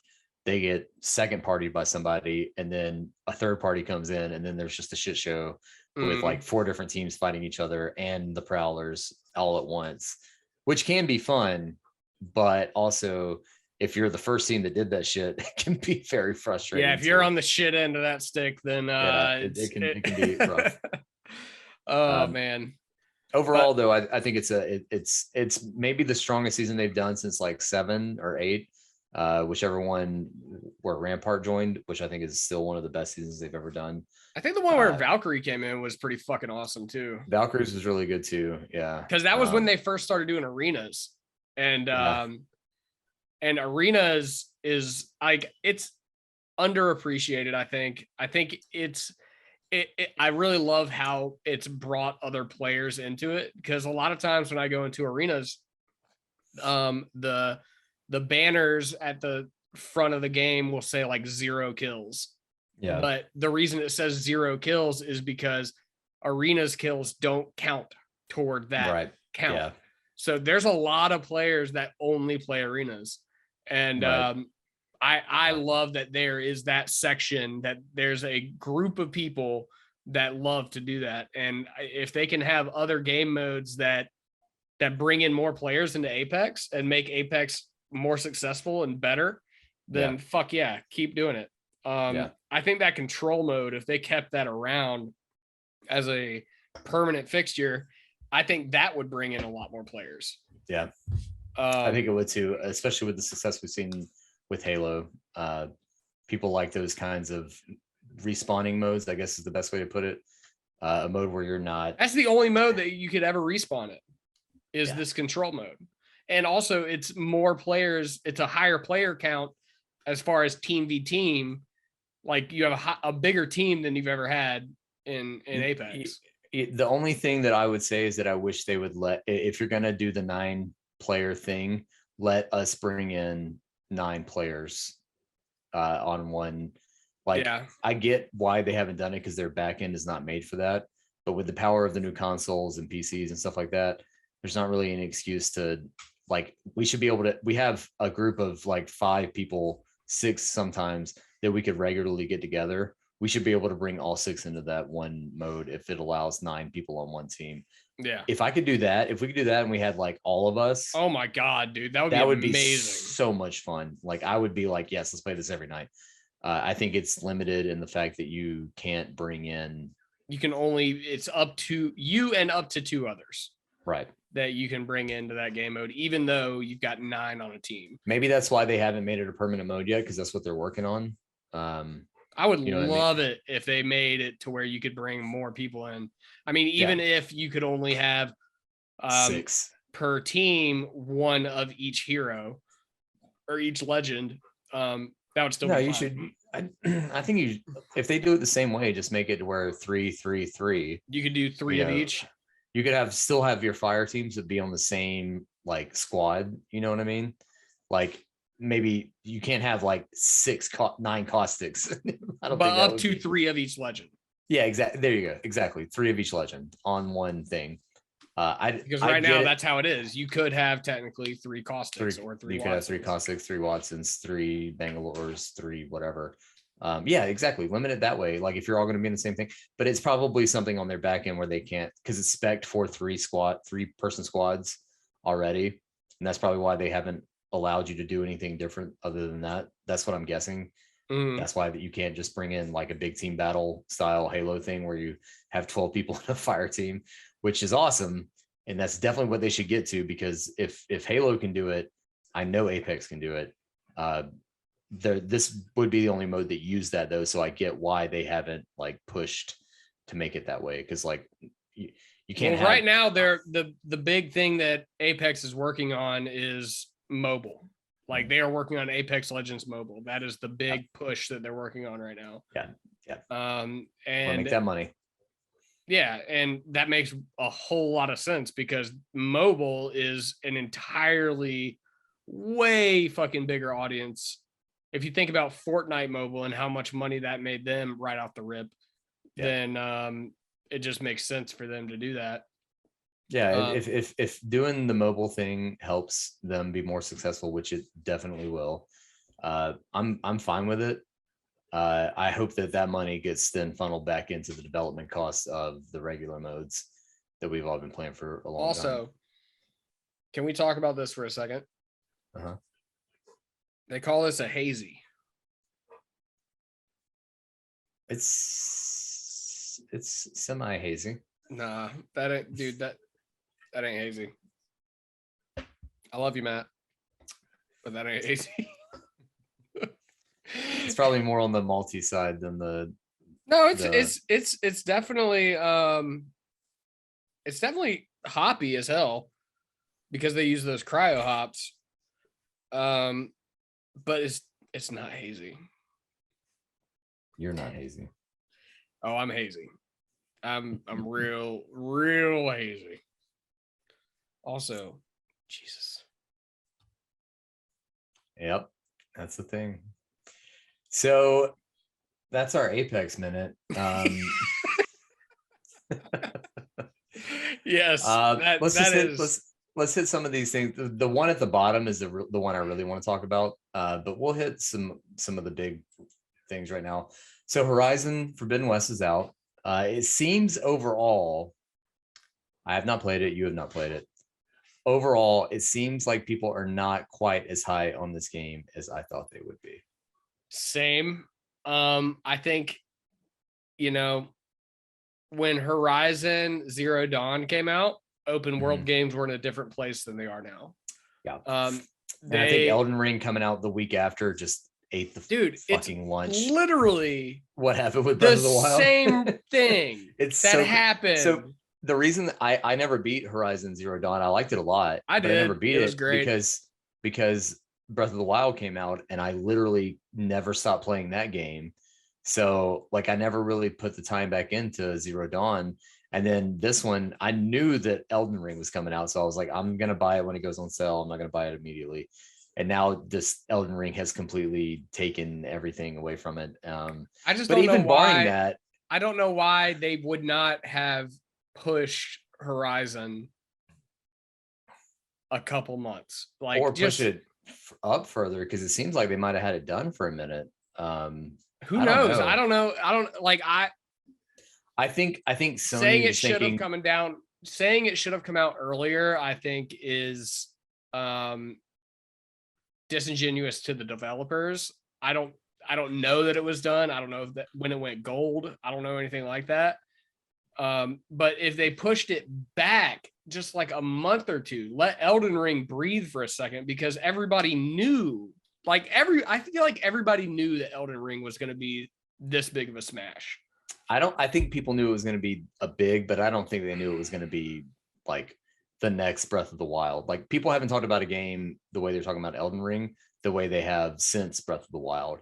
And it's so crazy that Horizon released before both of those games. Like, that is crazy. But I think honestly, Sony thought that Horizon was like, look at it, like, oh my God, look at it. It looks incredible. I think they thought that was going to be enough. And this time people are just quite not as impressed as they were the first time. Because games just look great in general now. Exactly. It's harder to do. Fidelity doesn't really mean as much, but give people the crazy shit that you get in Elden Ring or, Breath of the Wild. That's what people go nuts for, is more emergent stuff. I don't think that they expected this. I really don't think they did. I mean, I'm sure it's selling well. I guarantee you it's going to have 20 million sales before the end of the year. It's going to be a smash success. They're not worried about that. But I think the discussion and the fervor around this stuff is just so different than what I mean, think dude, Sony thought it was going to being be. so fucking overshadowed. Like, it might as well have not come out. Like, Yeah, it's crazy. I have not seen since Elden Ring came out. My Twitter feed was like 90% Horizon and other stuff, and then now it's like 100% Elden Ring. There's literally nothing going on in the gaming world except for Elden Ring right now. And it's going to be that way for a while. Like, yeah, because that game is so vast and just there's so much to discover that people, not even just players, but critics and outlets are going to be discovering things in this game the other side month or two. The other side of it is that it's also going to bring people. I've already seen this happening multiple times where people are like, I didn't understand how From Software games wanted me to play, but now I get it. And now I want to play the old games too, because now I understand how they want me to play. So we're going to see that kind of discussion around this, but no one's going to be like, oh, I understand what Horizon is now. I'm going to go. It's the same. It's the same. Yeah. And don't get me wrong. I'm sure it's a great game and I will definitely play Horizon Forbidden West. Like, the story in Horizon's great. I love the story in Horizon. Good, yes. I love the characters in Horizon. I loved, there's a lot of stuff that some people get upset about as far as like fucking cultural appropriation. Yeah. But whatever. They're cool. Yeah, like, that stuff is not that. I don't think any of that stuff is it's such a different thing, and they have been very respectful for almost all of that stuff. I don't think that should be it's not a detriment. They are trying to do something that is not offensive. They're trying to do something that is respectful, and I think that should be applauded and not criticized. Yeah. And I don't think the aesthetic is actually that good for the most part. Like, I don't like that stuff, but I get that a lot of people do. I'm actually way more into the sci-fi futurist stuff, but I get why people like that other, the metal, too much metal clanging stuff. I get why people like that. It's not for me, but they're not doing anything wrong by it. Like, it's definitely taking on aspects of other cultures. It's thinking about it. Like, it's actually thinking about things in a really respectful way when it comes to, like, all right, say the world ends. Mm-hmm. Say starting over from culture scratch. Has to restart. Yep. And they have all of this tech just laying around that they have no idea how to operate. Right. What do you do with it? You turn it into fucking armor, or you turn it into something, weapons. Yeah. So that's and that's fine. And like, whoever says it's not, go fuck yourself. Like, yep. So yeah, go fuck yourself. Yeah, and I think that this Horizon, I'm going to play it. You're probably going to play it. We're going to get there. It's just that there's a lot going on right now. I did want to touch on this other thing, though. This fucking GTA thing. Am I misremembering something? When they announced that GTA 5 was coming to PS5 and Xbox Series X, did they not say that if you owned the PS4 version, that you would just get the new version? I feel like they did. I mean, I think they did. I feel like they did. I think they did. I think that was they're like not a doing big that. part. That was a yeah, big they were part like, oh yeah,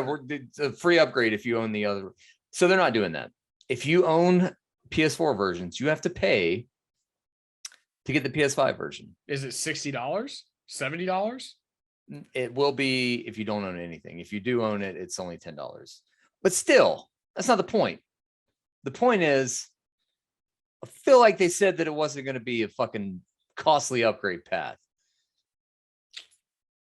Welcome to the end of fucking capitalism, dude. Like, I don't know if it's the end of it. I think we're just in the midst of it. If I'm paying $10 to upgrade my game I already own.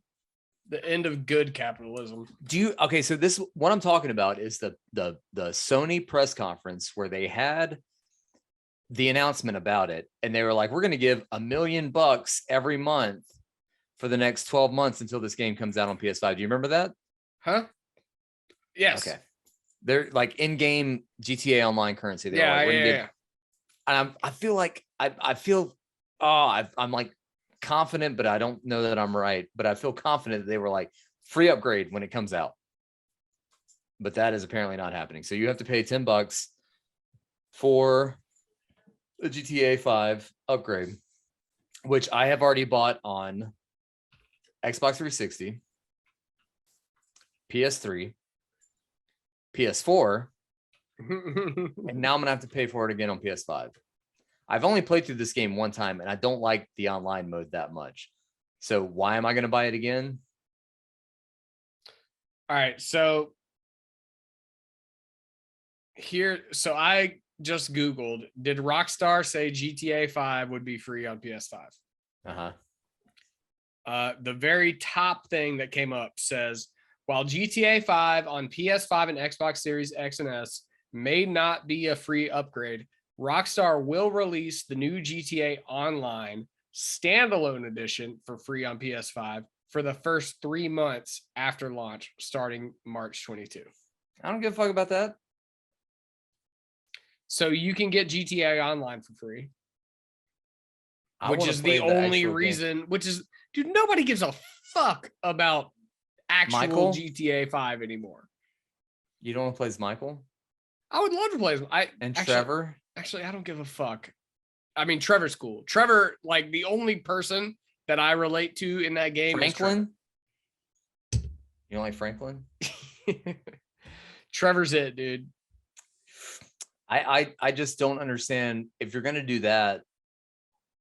I know why they're doing it, because if they give away GT Online for free, they're gonna make money. So much more money on people Like buying people are gonna shark just buy cards stuff. and shit. Yeah. But you're not gonna get anyone who gets the single player to actually pay anything else if you don't charge them. So I get it. Okay. Maybe that's what they said. Maybe they said GTA Online would be free if you already own the fucking I think game. you might be angry for no reason right now. I just don't like when people say they're going to give me shit and they don't give me shit. You know what I'm saying? Like if you say you're going to do it, just do it. I think they told you exactly what they're going to give you. I don't want GTA Online. I want GTA 5. Fuck GTA Online. Dude, did they ever do any like story DLCs for that game? Yeah, they've done a lot of it. I don't get the newest story. Oh, you mean with the characters from the game? Yeah. No, but the characters from the online, all those characters. So they have story with Trevor. They have story with who's the glasses? Yeah, the nerdy dude. They have him. That guy. And the newest one is actually Dr. Dre DLC. Oh yeah, I remember hearing about that. And that's like literally story you do with Dr. Dre, which is pretty cool. But the online is so shitty. Like I can't just group with you and go hang out. If I could do that, I would play GTA Online so much. If I could fire team up like in Apex and let's just go to the city together and hang out, I would play that game. We've tried that before. We have tried that and it did not fucking work. If I we could did have some stupid ass fun though.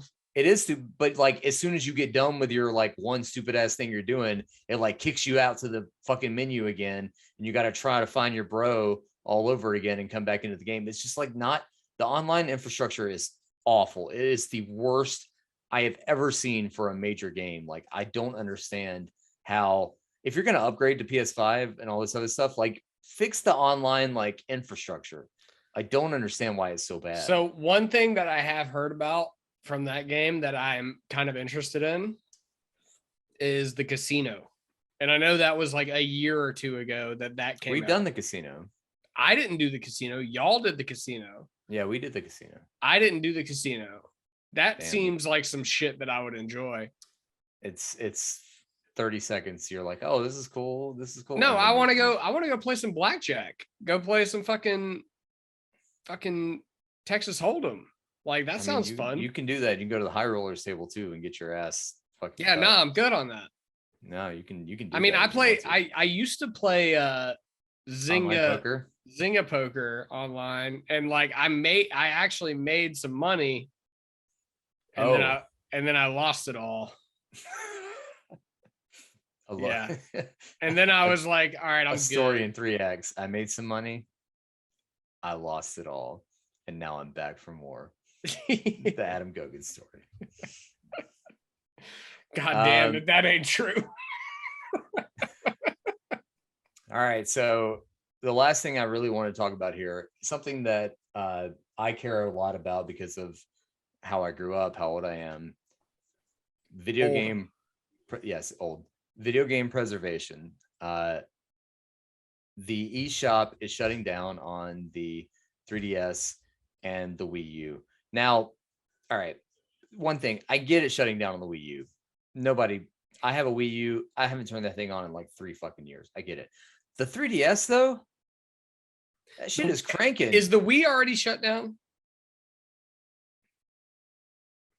I don't know. Because I feel like the Wii and the 3DS need to be perpetual, more preserved. Like, yeah, exactly. Like your grandma owns a fucking Wii, you know, like everyone's grandma owns a Wii. Like give people the ability to buy Wii Sports whenever they want to. I don't understand why they would shut this down. I don't think the 3DS, honestly, I think, like it might not make a ton of money, but like it's still very important. Every single Christmas when they do a 3DS sale, I buy a new game. Every single one. I buy like the new Atlas, like Shin Megami Tensei, or a new Zelda, or something along those lines. I'm always like, what's the $8 game they have right now? And maybe that's not making them any money, and that's why they're shutting it down. Like they don't give a shit about my $8 that I've spent every Christmas. But like, but there are also games on that channel that you're never going to be able to get again. Like there are games that have only been released on 3DS that will never be available anywhere else ever again. But you know, shutting down that site. You know, in the super cynical, but I think also realistic way, Nintendo sees how their product for retro stuff becomes more valuable because it's not made anymore. Like the Disney Vaults shit. For example, Nintendo Super Nintendo games. Like there are a lot of Super Nintendo games that you will pay hundreds of dollars to get. And it's the same with N64. It's the same with like OG Nintendo. Like, yeah, but they don't get any of that money because they're not selling it directly. They don't care. I don't think. Like, I think that they care about keeping the Nintendo line, the legacy alive.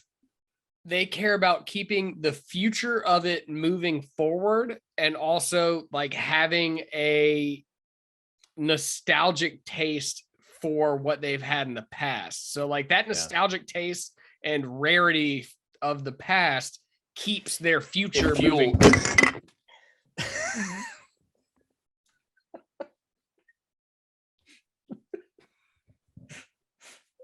Hello. For luckily, the audio listeners, Adam just knocked over his microphone. And 2 cans of beer. Did they spill onto your computer? Oh, luckily they're empty. Oh, that's good. Well, that's not, yeah. Yeah, I think you're right. I think it's definitely like a, you know, we want our games to be sought after. And if they're no longer available, they can't be bought anymore. So then when we release a collection 10 years down the line, this is the only way you can buy this because they're no longer for sale on any other thing. But like, I love my 3DS. I fucking love my 3DS is probably, it's my second most played thing, like, but after my Switch. Like, I love just laying in bed playing fucking 3DS games. And if it sucks that I can't, if there are games on there that I won't be able to buy, which just leads to people modding their 3DS and pirating shit, you know. Dude, did you play Smash Brothers on 3DS? No, I don't hate myself that much. Oh, so good. It was so good. Before I got my Switch, that was my Smash in bed. Wait. Yeah. Yep. Smash in bed. That's what I mean, that you look forward to every night when you went to bed. You just smash in bed. Yeah. You gotta, you know, somebody's gotta be there for you. I mean, Sonic the Hedgehog. Why not Mario? Oh, it was Sonic. I thought you were a Mario guy. No, it was either Sonic the Hedgehog. Tell us about your man. Who else did Marth? I play in there? No. Ike. Who's Ike? Is Ike the other guy from Fire Emblem? Yeah. Oh, so not Marth, but Ike, the redhead. No, Ike is way stronger, dude. Is that the blue-haired guy or the redheaded guy? Blue. Oh, that seems about right. Of course. I don't know. See, I was always a Samus person. That's just how I roll. But dude, Sonic the Hedgehog was my shit on 3DS. Now you're more of a Kirby, put everything in your mouth kind of guy. No, it's Pac-Man. Pac-Man all day. So put everything in your mouth. Still put everything in your mouth, but just a different character. No, the best attack with Pac-Man is like usually like when you're like up above somebody, they do their like up attack. And when they try to do that, I just slam a fucking fire hydrant on their head. Oh. Where'd you get that from? Pac-Land. Oh. I don't understand Smash Brothers at all. I have not played since the 64. Oh, I know, because you talked a bunch of shit to me about Smash Brothers, and then I came over there and beat the dog shit out of you. I used to be really good on the N64 back in '98 when I was 15 years old. So, yeah. So you thought that would continue to today? Get in a time machine, come back to '98. Let's see who talks more shit after that. Dude, I'll be Donkey Kong and fuck you up.